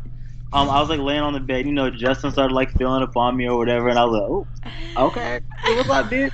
And then so, like, we started like messing around or whatever, and I was like, okay, this is cute, and then, I don't know, Justin started to get a little aggressive with me, like throwing me around and I was like, okay, cool, fuck it, like, what's good?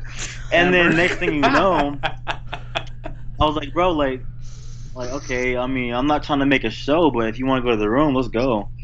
You know what I mean? And like, I'm not embarrassed at all. Like, I'm hot, Justin's hot. Like, of course we're dudes, so it is what it is. And so, I was like, so Justin, what's up? Let's go to the room. Yeah, And then that was all right, easy. Well, a lot of people Ain't are no here crying. for Jax done. Okay. Yeah. Look, But- I have no problem with Brandon doing that because it was literally just playing, and I would have done the same thing. But It's Max, not a I problem. do It's not a want to problem. know. I do want to know though, Max, from you because I wasn't here last week when we had Justin on air, and like we kind of see how it played out. Once you guys found out you weren't a perfect match, and I know you.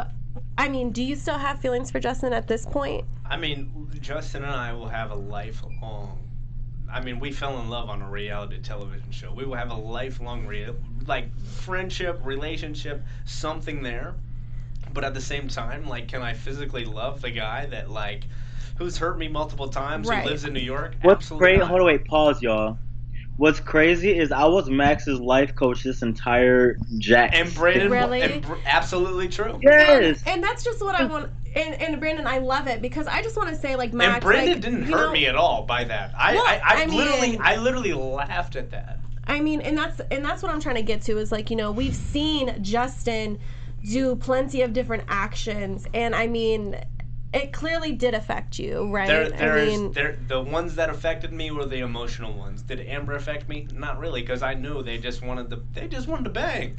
Did Kari affect me? I yes, didn't wanna because bang. I knew. Just like saying. Perfect. Look, I mean, look. At the same time, but like, did Kari, did Kari want to have a physical relationship with Justin? Yes. Did she want to have an emotional relationship with Justin? Yes. Did Brandon? No. Did Amber? No. I knew that. And so No. That's why it doesn't bother me. She's like, no. I want to go to Amber because, you've been a little quiet. We had the whole, obviously, the Justin situation. You explained what that was. Mm-hmm. It seemed like, from what we saw, and of course, editing happens and Right. it turned into something. But what was really, was there really a connection, and were you trying to pursue him in that way, or you just really, like you said? Well, like, come on, Justin's so hot and like he's so funny. So, but it really was like a physical thing and like lust. Like I really meant that, and that's how I knew Remy was my match because my dating problem is always going for that attraction, like the hottest person and like the fuck boy and the fuck girl. So when I started noticing my habits that I was doing all over again. I'm like, okay, it can't be Justin, but like I still want to like, Still want to Not that explore. Remy's not You a know. love boy. Not that Remy's so not yeah, but like. Yeah, I don't know. It's hard because like Justin's awesome. Like I got to learn things about Justin. I was just like, oh my god, like that's so cute, you know. Yeah. I don't want to say. Can I talk? I just don't want to like say that I didn't have emotional thing because like we did connect, but it felt was it. yeah, it definitely was, but it was just more of like a physical thing for sure. To Brandon and Amber, like you guys have been seeing everything that's been going down on Twitter and all that stuff with Max and Justin And Kari. well, everything in general. Do you guys think that if Max and Justin come and they talk together on the phone, try to work something out, that could be something that could be healthy and possibly be something still? Because over social, no, straight up no.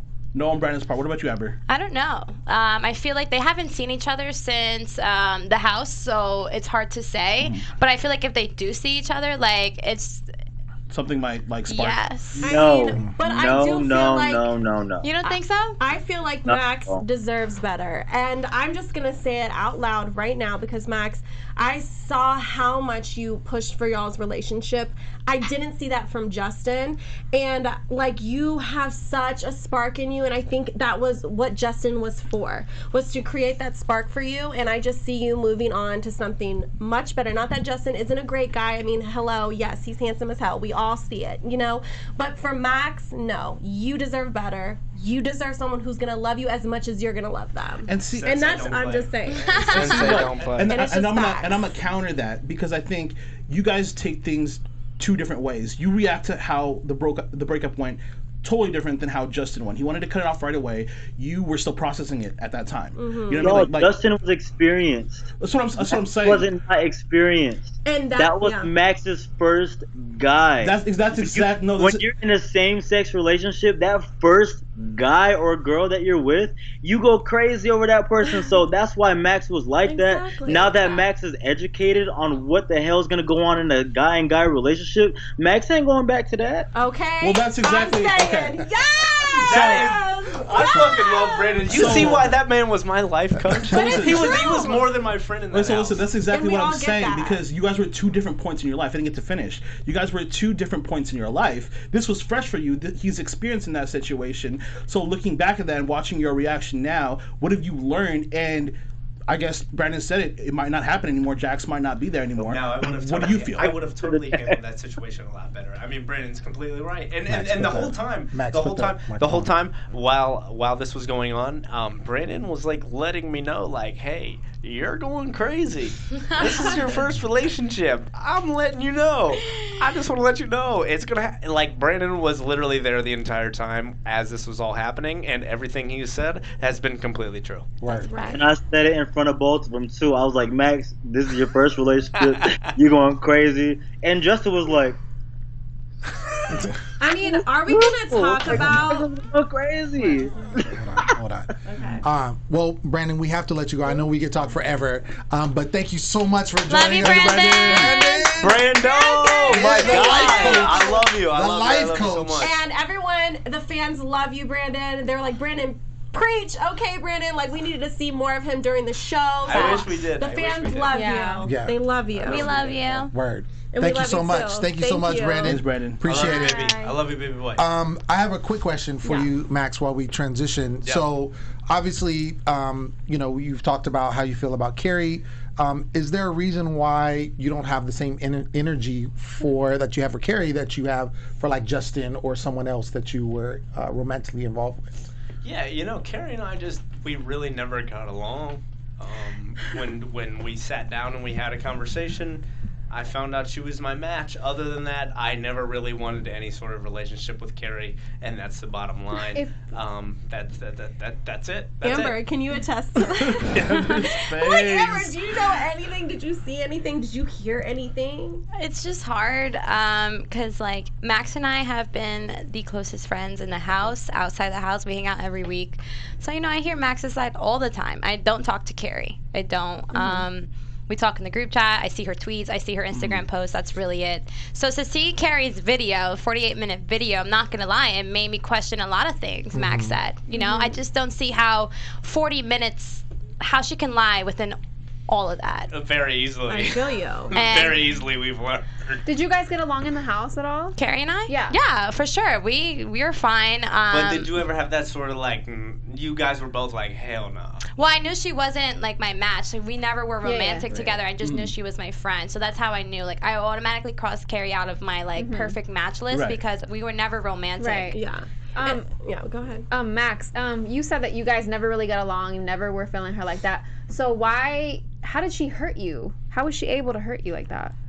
Carrie was very vocal about being strategy. I don't care about your feelings, blah, blah, blah. And then, like, it kind of was like, all right, Carrie, like, what's good? And then, like, Justin and I were in a match. And then it was kind of like, all right, Carrie, you're just going to Justin. And I'm like, no, wait, you're my match. And it was kind of like, no, Carrie, like, statistically, Danny, where are you at?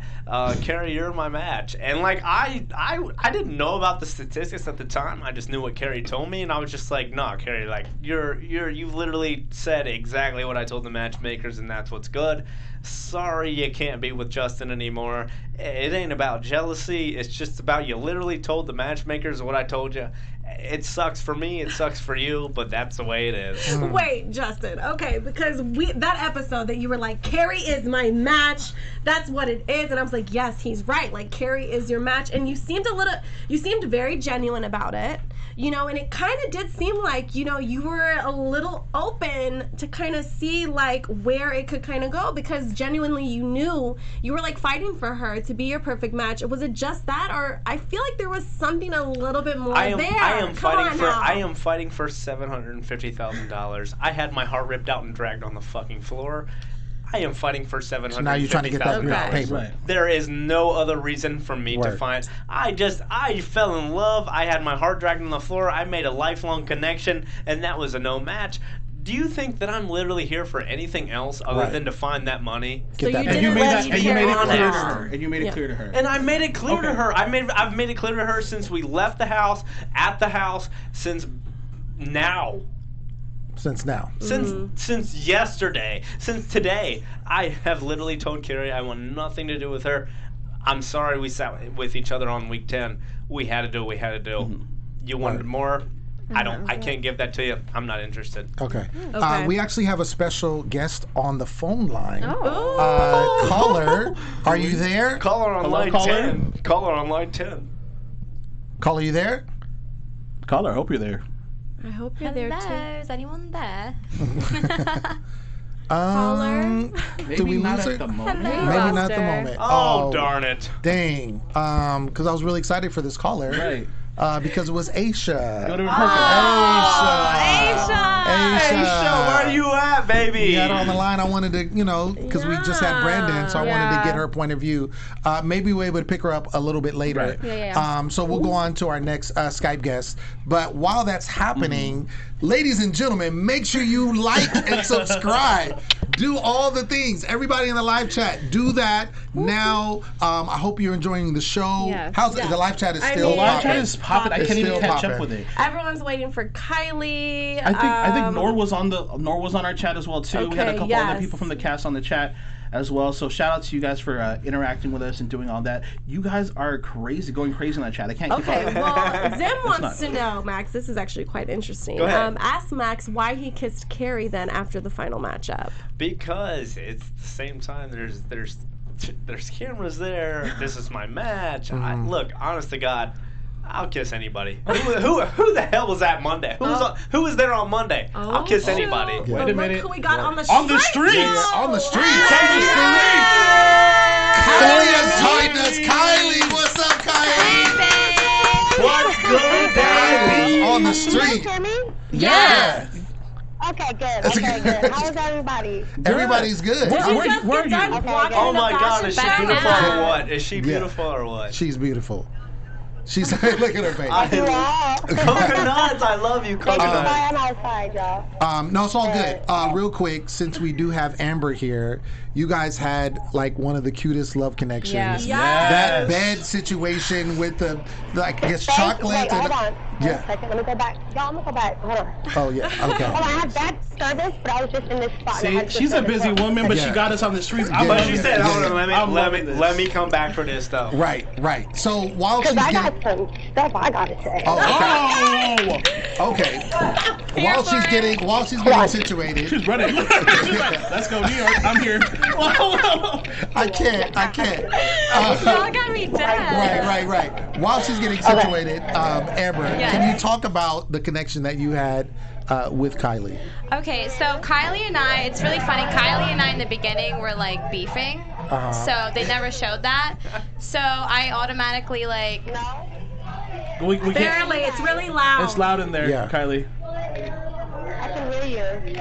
Okay. You're gonna have to speak into that mic in a second. It's so weird. Okay. Yes. Okay, but you go ahead. and Kylie Go were ahead. beefing? Yeah, we were beefing. Right here. I'm gonna stay right here. Okay. Yeah, perfect. we hear you. Yes. Dr. Frankie says y'all beefed. Okay. Oh yeah. So we had a little fallout. I kind of came at her a little crazy, and we really weren't gonna be in a romantic level because of that beef. But we put that aside The because Nour beef. No, What it was this after. beef? What was the beef? What was the beef? Kylie? Wait, what? Wait, say that one more time, Amber. Remember when you threw my shit out? What? She's really quiet. Oh, you probably can't. She said when you threw her stuff out. Stuff out the house? My God. Yeah. Go ahead. Speak on it. Yes, long story. So, y'all, I was really going through it those first couple weeks. And it was just like messy. Like some people are just dirty as shit. And I'm not saying Amber. Amber was not dirty. She's not. But She's not. like people just like left their stuff everywhere. And I was just kind of frustrated. I come from like an only child family. Me too. And girl. so it's just me and my mom. And I literally picked up everybody's stuff out the bathroom and threw it out. Like outside. Outside. Not like outside. She said, like hell no, outside. not in our ground. bathroom. Like it was concrete. Oh, And really? now, like thinking about it, I probably sound like an asshole. I apologize, Amber. You know I love you. And she kind of explained to me like why it hurt her, and now I understand. And that's I think what kind of helped me grow in the house. Also, as a person, is that you don't always know what people are going through, so you can't just do things because they've been through stuff and you don't know what it is. And that really hurt her in a different level, and so I felt really guilty. So I apologize, Amber, but I love you, baby girl. We moved past it. We Yeah. were good, you know. But like Yes, that's why I'm saying, like in yes. the beginning, it was nothing romantic, but we got over that. You know, we became like we just got over it. And then I was like, Kylie, before that situation happened, like she was like my number, like she was on my top list because she's so beautiful in her spirit. So I was happy What was that that we last got. part? I'm happy that we got to pursue, everything. And like she started doing these cute things for me. So I'm like, okay, like someone's actually doing things for me and making me smile. So I want to pursue that. Yeah. Yeah. Definitely. No, yeah. Because there hasn't been a lot of people to make Amber smile this season. Okay. Towards the end, you got a lot more smiles, that's for sure. Well, it was a while. Melody, how did you feel about the situation with them two? Like when you were watching it? I love them. I wish they were a perfect match. When that was a no-go. Right. You guys When did that was a hook up, no-go, right? Max said I knew it. Yeah, so like when they were talking about people hooking up in the room, Kylie and I were one of those people. Wait, what'd she say? She said that Y'all hooked up. Y'all have to kind of relate. I'm so sorry, y'all. Y'all You good. kind of relate. I'm just on last night in the city, so I'm just at a comedy show. But what'd you say? No, they were. Amber was saying that you guys were one of the people who hooked up. That they were talking about in the room. Yes, we did hook up, and we might have gotten in some trouble that night too. We for hooking did. up We got in a because lot Poor of trouble. Danny. Where's Butt Danny? naked. His We poor were dad. butt naked, jumping on everyone's bed, being so disrespectful. And Was that the night of the skinny dipping? no, it was Oh, that was before different. that. Different night. They were naked. Kylie, how did you feel that the matchmakers put Justin as your perfect match? Wait, try that one. I won't say the full word. Can you hear me? I really wish I could hear what you said. Somebody Okay, else say we'll this. just make this a last question Okay. because How did Go you ahead. feel? Yeah, I can hear you. Okay, how did you feel that the matchmakers put you and Justin as a perfect match? Oh, okay, no. I don't know if y'all saw in one episode that I actually tried to talk to Justin countless times, and literally she would walk away from me. He called her Kayla. He called her Kayla. That does not like respect me trying to play the game. That ain't my cup of tea. And I don't judge nobody based on what they do or like sexual stuff or anything like that. That's your business. Do your thing. But don't lie to me about stuff. Like the fact that I'm finding stuff out about Justin and Kari that I didn't know about, and Kari's over here trying to be with me, and Justin all of a sudden, like maybe 2 weeks ago, tried to say like, oh yeah, like I see why you my perfect match more and more every day. Oh no, get this stuff in my guy. Yo, I'm dead. I'm dead. I done played too many games at this point. Hey, coconuts. Period. Coconuts. I'm done with it. Coconuts. And y'all, Kari is fake. I love you, Kari. I do as a person, but bro, it's over. Like, don't hit my line. Don't call me. Don't FaceTime me. Don't send down your baby girl. Because you over here in Justin's phone like you in my phone. Careful. Like, you supposed to be my baby girl. Yeah. Oh my God. Like, I'm confused. Yo, I'm dead. I'm so confused right now. So you're saying that Kari was Like, hitting you up, would trying you to just like. get on the rooftop with me? Wait, what'd you Kari's say? fraudulent. So Kari was trying to like Kari hook is up with you and be fraudulent. with you, and then she's hitting Justin's line too. But she's fraudulent. Oh, I'm finding out that apparently, I guess, well, I found out last night from a homie, their friend, that Justin and Kari were actually together after the show, like a couple. Oh, really? And they were having sex, like hooking up all the time, and I'm not gonna say the bad word, but she don't say like, oh, she has not told me that they hooked up. I guess And I've she's the asked her because I've heard it, and I'm like, you are so fake.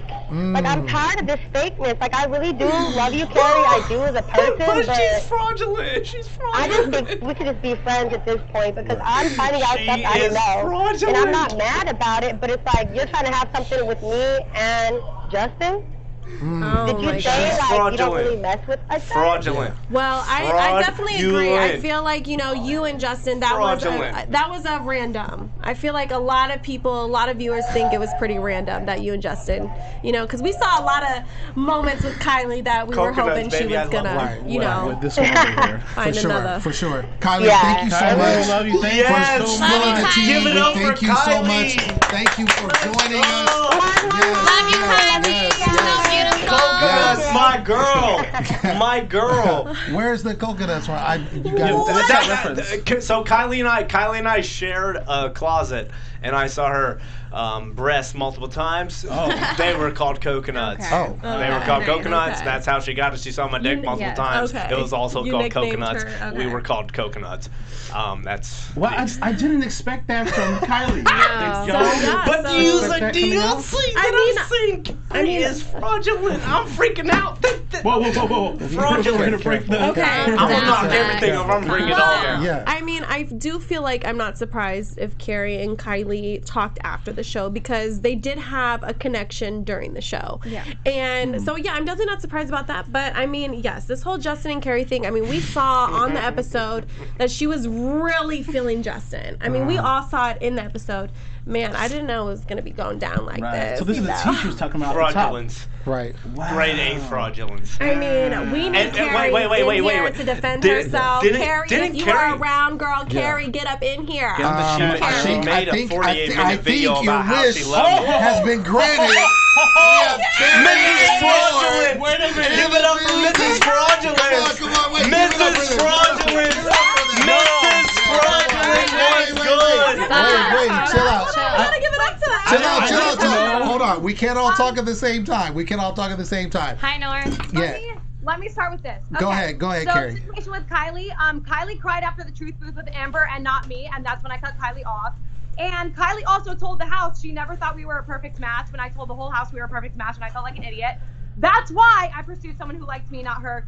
Also, the deal with my agency, meaning not that my agency would fly me out, but I'm with 12 agencies and and I thought that one of them would be willing to get me jobs. I only got one photo shoot that was time for print.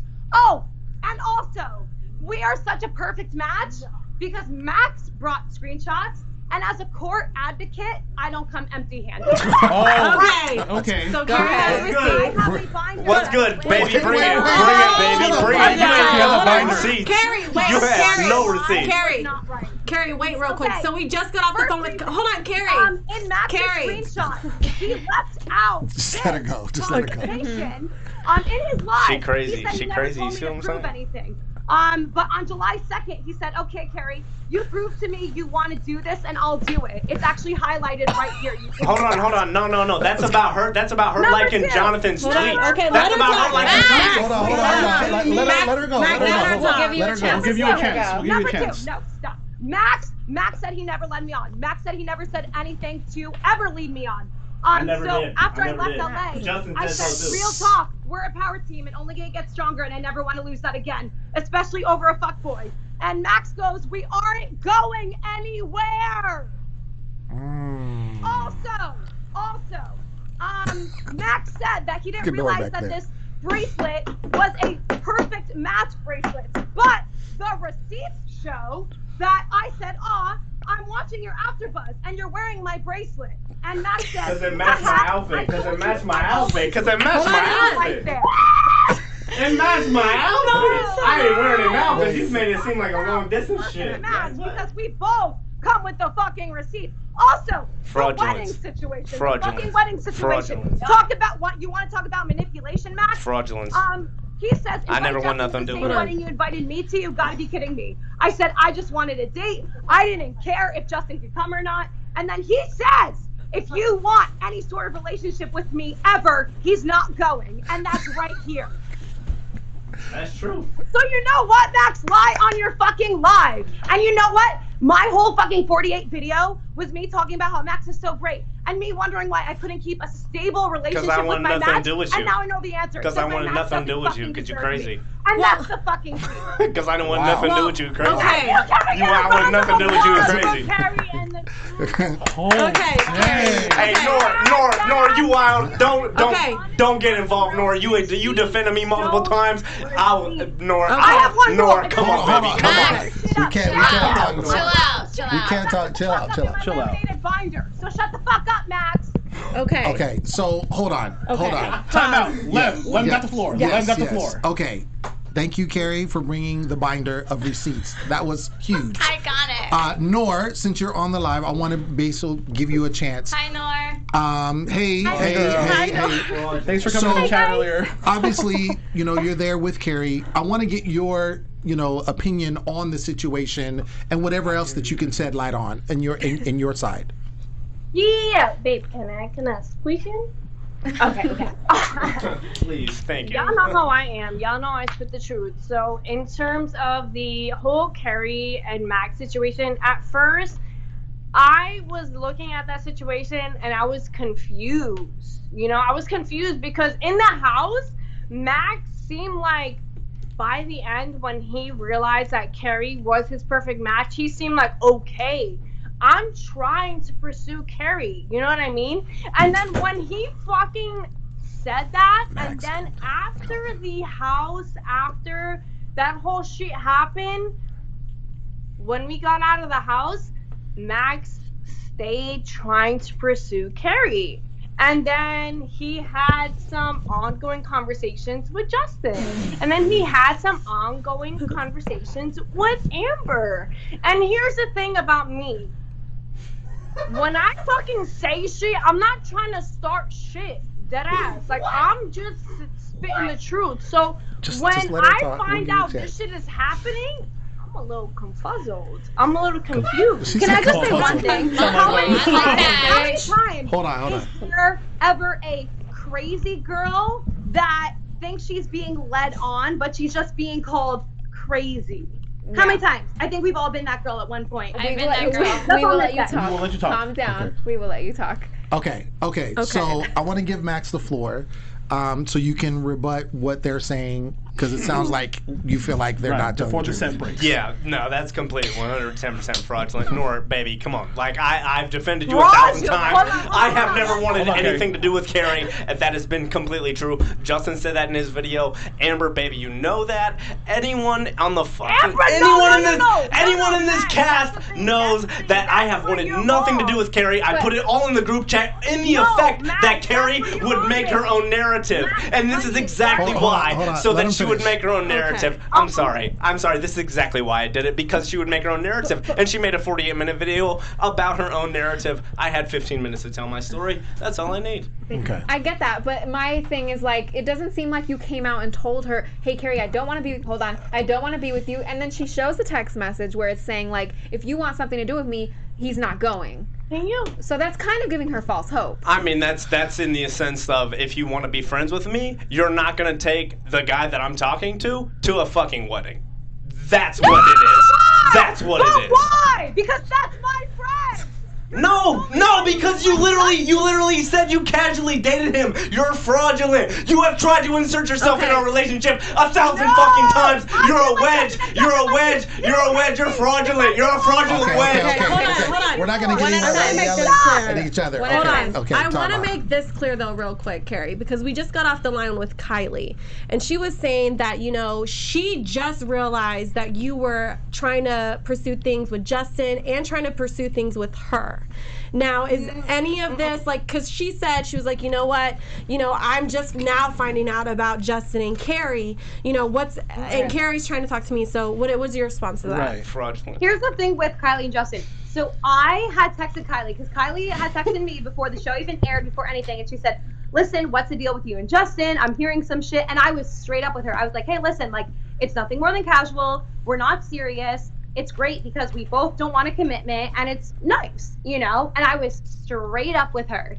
And Kylie knows that I felt some type of way when she told the whole house that she never thought I was her match, even though she was with me for half the time, and then cries over Amber's truth food. Right. But when Kylie's here, like, first of all, one, like I'm a casual dater. Like, I'm not looking for nothing serious right now. And Justin was the perfect. But she's gonna move to LA. But she's gonna move to LA and have my kids. Okay, Kylie, Max.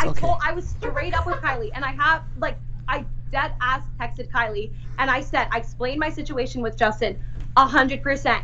And Kylie knows that. Kylie's just petty because I pursued Justin and not her, because I know what I'm fucking worth, and I'm not worth somebody who cries over somebody, not me. But you were somebody who don't give a shit about you. What, Kari? Okay. I'm sorry. Liam got a face going on, and I'm trying to understand that face. Liam, can you? What? No, I'm just. Liam. His name is Liam. His name is Liam, baby. His name is Liam. He's Liam on the weekends, okay?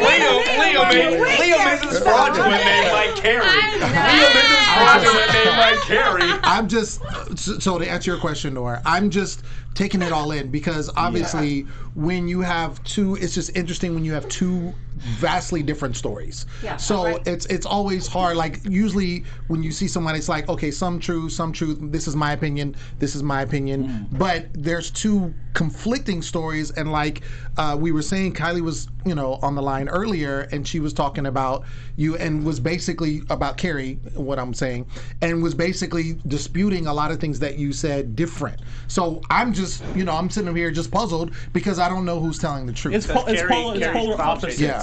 No, but it's true. But it's like, first of all, I would, call Kylie a lot, but Kylie's busy. Kylie's trying to find a career. Kari calls Kylie's trying everybody to a move. lot, trying to Kylie chase doesn't have clout. time for a relationship, even if I wanted one, which I don't, and Kylie knows that. I was honest with Kylie about my relationship with Justin from the get-go. Kylie was just pissed off because I liked Justin more than I liked her at that point. But what about your 48-minute relationship with me? She wasn't pissed off about that because it's fraudulent. Because it's fraudulent. Everybody knows that. Okay, Max. Okay, so Yeah, I mean, if you say that word Kari, one more time. So Kari, what triggered you to be like, you know what? I'm gonna make this video. And this is the last. This is the last But question. this is the last question about you and Max. For clout. Hold on. Max, we're on really good terms. I'm sorry. Okay. Me and Max were on good terms until I made that video, and I had an hour-long 44 minutes. We're gonna talk about numbers. 44-minute conversation with Max on the phone, where I told him I'm gonna tell my truth. I'm gonna tell my feelings. And the thing that really pissed me off was that I told my truth, and I literally said I'm not trying to bash anybody, and I used I statements. I talked about my personal feelings, and I was super real about it. It don't matter if you lie the whole time. Let her talk. Justin reacted. Justin messaged me, and he said, Carrie, I didn't realize you felt that way. I'm sorry if I upset you, and I want to clarify some things that I think you might not have gotten clarification about. What Max did was Max threw a fucking Twitter fit, didn't even give a shit, and that's when I was like, you know what? Like, you're fraudulent. Like, I was like, what am I doing? Like, I say you're fraudulent. That's not somebody who respects me, and I deserve to be around people who respect me. And I apologized to Max this morning. I said, Max, I am so sorry that, like, I made you feel some type of way, but I had to speak my truth. I told you I was going to speak my truth. I didn't talk shit. I just said what I felt. Okay. I get but that. You also lied. But you also lied. You also lied. Carrie, you have every reason to feel how you feel, okay? And I'm glad we cleared this up. I do want to say Amber and Nour. Amber had great things to say about you here in studio. I kind of want to know your thoughts, on Amber as well. And real quick. Okay, real quick. 'Cause we have to wrap. Okay, and if you can do that real quick, as well as Jasmine was on Skype too, defending you. So I just wanted to give you some love, let you know that Jasmine was defending you and giving you some love. Thank you, guys. Thank you. Wait. Hold on, Max. Let her talk. So yeah, how's everything outside of the show, Nour? Okay, honestly, baby, can I get my stage? Thank you, because I'm gonna need my stage for this shit.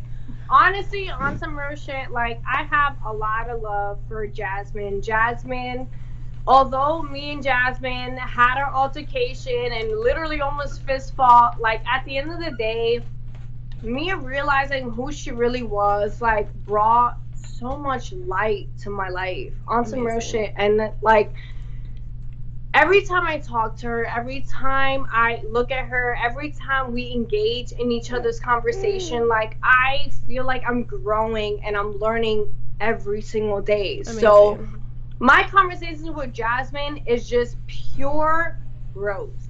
You know what I mean? Word. And in terms of Amber, I truly, like, I have a really soft side for Amber. Like, I really do. And there's a lot of history with me and her, and I could talk to her about anything. You know what I mean?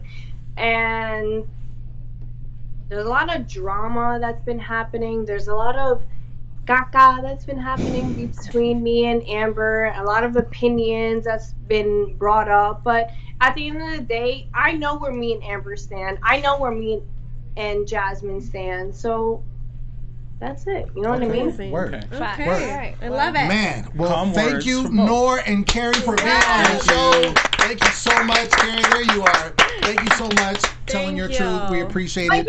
But yo. Yeah. I feel the need to say this one thing because hang up. Don't like being disrespected. Stop. I don't like being talked shit about. I don't like people pressing my motherfucking buttons for no reason. So let me tell y'all one thing. Okay. Real quick. We have 1 second. Like, we have literally 2 1 seconds. Right. So there was a lot of situation that went down with me and Paige, and a lot of people are talking shit about the situation with me and Paige. And the thing is, Paige dragged me into the motherfucking bathroom, okay? And she literally told me, Nour, you are Amber's match. This is the night that we had a blackout. Paige literally dragged me into the bathroom and was like, Nour, you are Amber's match. I am not gonna pick Amber. I know you and Amber are a match. I have faith in you guys. I love you guys. I think you guys are good for each other. I know you guys had your falling out, but I feel like you guys are meant for each other. And then the blackout happened. When she picked Amber, and sad day, we lost her. Amber, but like, it was the one before that, but like, literally there was one matchup ceremony where she picked Amber, and I was just like, dude, what the fuck? Like, I was so confused as to why she did the things that she did.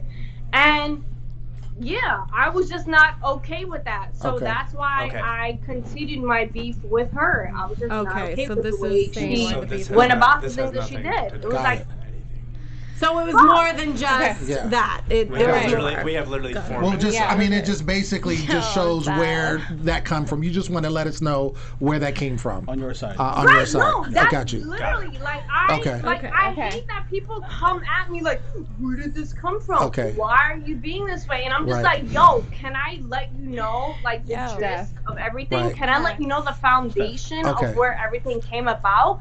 And like people don't realize that there is foundation as to where this whole drama comes Right. about. Like honestly, I do not have any beef with Paige. Okay. Whatever beef is coming about, whatever shit that people are talking about, I don't give a fuck. Okay. Like I'm so. Nour. bored. We got I it. mean, yeah, do your Hearts, thing. hearts, I don't Nour. give a fuck. We got like, you. I don't care what y'all do. Yeah. I don't care what anybody does. But like, don't come at me. I Okay. understand. Come at me, I'm gonna come at you. And We got that's it. point blank period. We got it. Period. Point blank period. Thank you so much. Yes, thank you so much. Thank you so much. Oh my gosh. While we're getting to the next Skype caller, right? Yes. Amber, do you have anything to say? While we're setting that up right now. lot. Honestly, I'm so over the drama. I'm over the whole Max and Carrie situation. I'm over the whole Nour and Paige situation. Like, I've been over it when it happened in Hawaii. You know what I'm saying? Yes. So, Where are you moving forward since after the show? I'm just doing me. I'm single. I'm just trying to find my happiness within myself. Good. And after I do that, I feel like I can be in a relationship, you know? Yes. So, I think that's important, especially after all this stuff that's been happening. I think everyone needs to take a step back and to breathe. But I think we're about to breathe and be really happy right now because on the line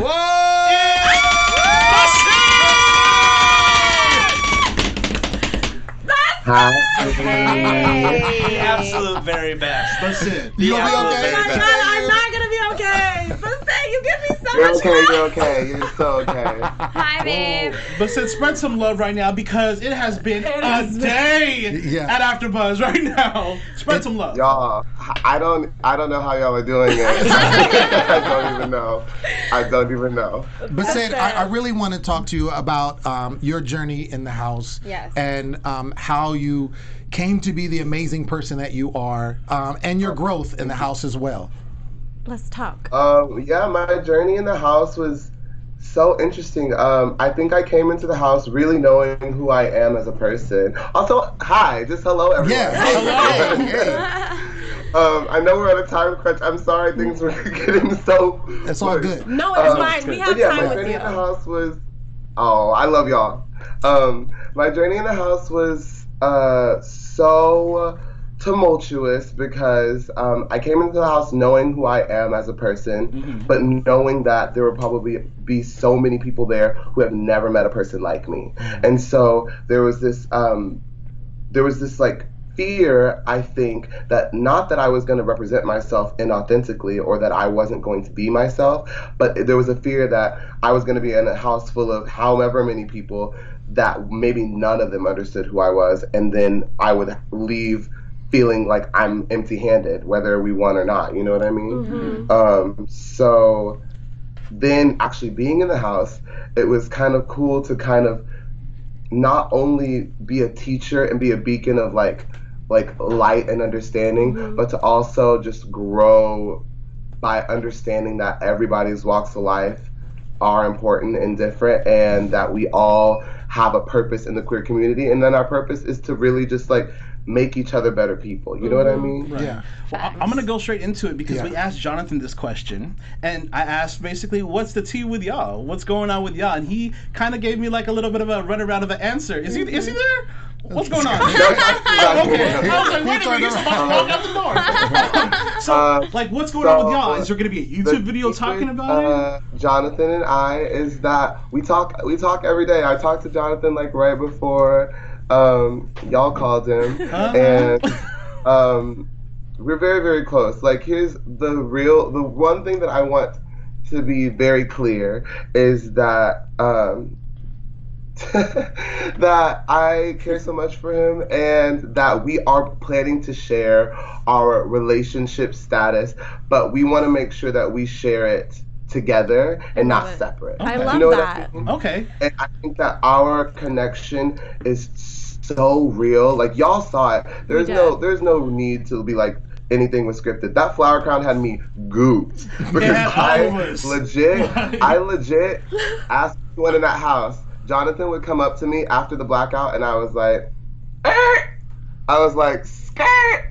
Like I felt like I was bamboozled a little bit. Yeah. I was like, I had been giving you me so much, and like the fact that it took this moment for you to realize that, like, to get with it, I was like, you're gonna have to really prove it to me. Yes. But when I tell you that he did, like, he really did. And in a way that, like, not only me, not only the rest of the cast, but, like, production. They were like, no, never in the history of Are You the One has anyone ever gone that far to, like, prove to someone that they care about them. Right. And so... Yeah. And it's so true. And I feel like you were the rock for the house. Just from what we saw, you know, and it was interesting to hear, like, you know, how you were feeling coming into the house when you really became that rock and that voice for the house. And especially because you never gave up on Jonathan, even though, you know, you gave him some rough times, which it was deserved. As he should. As you should have. You know, what, though, made you not really ever want to give up on him? That's a good question. Well, I knew he was my perfect match. Like, I just knew. I knew when I saw him. I knew. It's so funny. Like, the first day that we were there, everybody was kind of doing their speculations. And actually, Jasmine, which, by the way, I loved hearing Jasmine. Like, everything. Like, I fuck with Jasmine so much. She's such a real one. And she literally, I remember her being like, y'all two are different. Pointing to Jonathan and I was like, I know. And there's something so special about, like, just our energy when we were around each other that, like, it always made sense to me. Now, don't get me wrong, there are so many connections that I made in the house that that you didn't get to see a lot of. But I think the one that always just made so much sense to me, I'm an empath, right? So, like, I just can feel what is right, and it just felt right always. So they knew. Yeah, I get butterflies thinking about him. He's great. And I just feel like, you know, we need more people like you in the world because you don't give up on people. You're very just, you know, you take people for who they are and you're so welcoming and you want the best out of people. So I just wanted to share that with you, that we need more people like you. And I'm such a fan of Basit. Like, I love you. Like, you're I love you. fabulous. Thank you, sweetie. I love all of y'all. Thank you all so much for doing this. Like, it's so awesome. And Max, sweetie, baby, can you chill out? I love Max so much. I'm like, baby, you just need to take a breather, okay? So Max needs a vacation. And no phone on that vacation. Right. But Sid, I feel like you could give a whole bunch of great words and kind of like a little bit more wisdom as to like what's been happening with everything. I mean, like we told you, it's been a day and it's been kind of crazy here on the show, and we've been trying to get everyone's side to try to let everyone have their own piece at at saying what they want to say. And obviously we've been hearing polar opposite situations from different people. What do you have to say? Because I feel like you're centered, and I feel like you can go ahead and give some words of wisdom. What words of wisdom can you give to the cast at this moment? Here's what I will say. Like, and I really do have so much love for every single person in this house. Like, don't ever get it twisted. I know there's Twitter beefs, but like I don't do beefs. I don't do boredom. I stay booked. I stay busy. I stay blessed. Like, that's what I do. So like, I think that what I want to shed light on for the audience is that we are rewatching and reliving all of this stuff. So like, when Jonathan was being shitty towards me and Jonathan was saying these things in confessionals that I personally never heard to my face sometimes, it hurt me. Like, Jonathan, I would go like a week, maybe weeks without speaking to him, even though we were already good, because I was like, wow, I'm reliving this. Now, that being said, there were other things that I'm seeing and like that other people hurt me that you don't even see, but I'm watching my reaction and I'm just like, we're all reliving those feelings so vividly, but then amped up because there's an edit. And because of that, it all comes back times 1,000,000%, and we all just project what we are feeling watching it back. That being said, we all have so much love for each other. I can't tell you how many times that we just like held each other and we're like, wow, we were in such a special situation. We really like get to be such a beacon of like light, positivity, show so much growth to the world, actually give the world like an inside look into what the queer community is about. And like, I think that that's really what's more important. Like the beefs, it's just like, I'm like, it's just boring. It's boring to me. Right. It's unnecessary. Right. Preach, Basit. Right. Preach. Well, we appreciate your candor and everything you brought. We can just tell how you were in the house just by you talking to us for these few minutes. Can I ask after you're done? Just one more question real quick. I know we have to wrap up. Okay, one more question. I just want to know, what did you take from being on the show, and like after the show was over, what is one thing that like you took from it? Ooh, let me sip the tea. I took away that you got to really put yourself first. So you cannot find your perfect match until you make yourself your own perfect match. And I knew that going into it, because in those times where I didn't feel wanted by Jonathan, I would look in the mirror and be like, but I want myself. So that's all that really matters. And I think that there's so much that we like to rely on other people, right? We like to rely on validation from other people instead of actually like feeling secure in ourselves. And so you can't really love yourself if you can't really love anyone else if you don't love yourself, as the great RuPaul said. You know what I'm saying? And I think that that moment with Dion Slay, by the way, Dion is dropping an EP soon. So look out. Whoa. But that moment with Dion Slay and Jonathan, I mean, it was so groundbreaking. It was. Because you got to see two people living in this like flamboyant, like overly I don't even want to say like just like such a big energy, a big thing that you don't get to see normally, but then have such a real, authentic, genuine moment. Yes. Anyway. I told Jonathan that was my favorite moment. Jonathan said it best. He put his things aside and he came and met me. He met me where I was at. And that's what we got to do. You got to put all your ish aside, put all the extras aside, put all the beef, forget Twitter, forget all forget it, and just put that aside, meet that person that you want to meet, which should be yourself, and keep it real, keep it 100, and keep it pushing. Boom. There you go. Give it up for Basit. Yes, baby. Thank you so much for I joining love us, y'all so much. Basit. Amber Max, I love y'all. Yeah. I love everybody. Y'all were really wilding with all the yelling. We love you, Basit. Thank you so much. Thank you so much. We appreciate you. Y'all. All right. Man, this has been a show. This has been a show. So are we wrapping right now? Yeah, we have to wrap. Okay, so before we wrap, Steph, I think you're in my ear, right? Steph, what's good? If we could pull up, I know you're not doing a minute with Uncle Lem, but we want to do a minute for Uncle Lem. Wait, what? Right. So if Steph can go ahead and pull this up as we get together, we just want to show our appreciation to you because you worked so hard on this reunion. And this whole season. And this whole season. Yeah. So Every season. Uncle Lem, baby. Give it up for Uncle Lem. So as that music is getting to, here we go. I'm going to let Melody start off. So Melody, minute for Uncle Lem. Okay. Oh, wow. All right. Normally, guys, when we hear this music, it's accompanied by some wise thoughts by a true wordsmith. Oh my God. A man without him, the show wouldn't be possible. I'm talking no guest, no structure. I mean, other than tonight, it would be a hot mess. And I came onto this panel very new and very nervous because I had a lot to live up to, and I've learned so much. I learned how to be a better host, a better friend. And without you, AYTO After Show would not happen. Right. Sinse? My tears are speaking for itself. I get emotional over people I really care about. And thank you so much for holding us together. I know I be snapping, but you be really holding me down. And we're so appreciative. I'm so appreciative that I could be sitting here next to you every season. And you're just amazing. And thank you. And Lem, I mean, honestly, dude, you brought me onto the show when I first came into AfterBuzz. And you've been like a mentor to me. You work really hard at what you do. You're one of the hardest working people I know in this industry.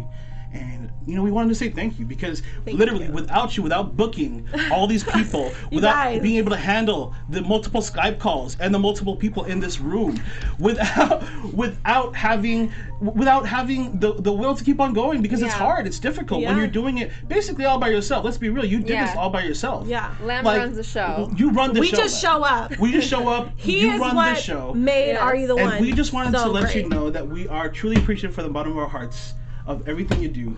So thank you, Uncle Lem. This means for you. Yes. Oh my God. Uncle Lem. Shout out to everybody. Uncle Makes Lem. this show possible. Shout out to Maria. Shout out to Kevin. Yes.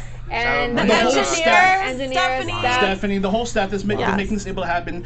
This reunion show wouldn't happen without you guys, especially you, Lem. So thank you so much. Thank you, baby. After 7 seasons, this is the most epic one, and you've just shown it every season. And you brought it every time. Every time. Every time. Thank you, So Uncle Lem. we wanted to end everything on a high note. So yes. thank you, Uncle Lem. Thank you. I don't have to say. Surprise! A moment for Uncle Lem. Let's wrap. We gotta go. We gotta go. I just want to say thank y'all. This is, I do this because I love this, and I love y'all. I love y'all. That's it. Make sure you go to Twitter. I can't even talk. Make sure you go to Twitter and Instagram, AfterBuzz TV. Like, subscribe, Twitter and Instagram. We do this because we love this show and we love the fans. Yes. So we want to, we were at almost 1,000 likes already. Yeah. So get us to over 1,000. Let's go. Make sure you comment at the end of this this podcast. Shout out to all our guests that came. Every single one. Shout out to our in-studio guests, Max, Amber, also Kai, Jenna, Danny, that in the studio. Everybody that was over Skype. We literally had 14 of the 16 cast members on the show. That was crazy. I'm Lim Gonzalez, aka Uncle Lim. Make sure you check me out at Lim Gonzalez. Yes, and you guys know where to follow me at Sinse Don't Play. I'm always keeping it real now. You guys can check me out everywhere at Melody_Rose. And y'all, it's your boy Nino. You can catch me at Nino Lanera on Instagram, Twitter, and Facebook. What an amazing season. Right. I can't believe it's done. Max, tell the people where they can find you. Thank you so much. It's Dramaxic on Twitter, DRAMAXIC on Twitter, or it's Max Gentile, MAXGENTILE on Instagram. I love you guys so much. Thank you for everything. Where are you at, Amber? You can find me on Instagram, Amber38_. Well, Amber. Amber. And thank you so much for having us. I feel super blessed. So thank you guys. Thank you guys so much. Seriously. Until next season, we'll see y'all. That is the show. Our founder, so Kevin much. Undergaro, and me, Maria Menounos, would like to thank you for tuning in to AfterBuzz TV. Remember, we're not just the first, we're the biggest in the world, and we're the only destination for all your favorite TV shows. Whatever you crave, we've got it. So go to AfterBuzzTV.com and check out our lineup. Buzz you later. The views expressed herein are those of the hosts only and do not necessarily reflect the views of AfterBuzz TV or its owners or principals.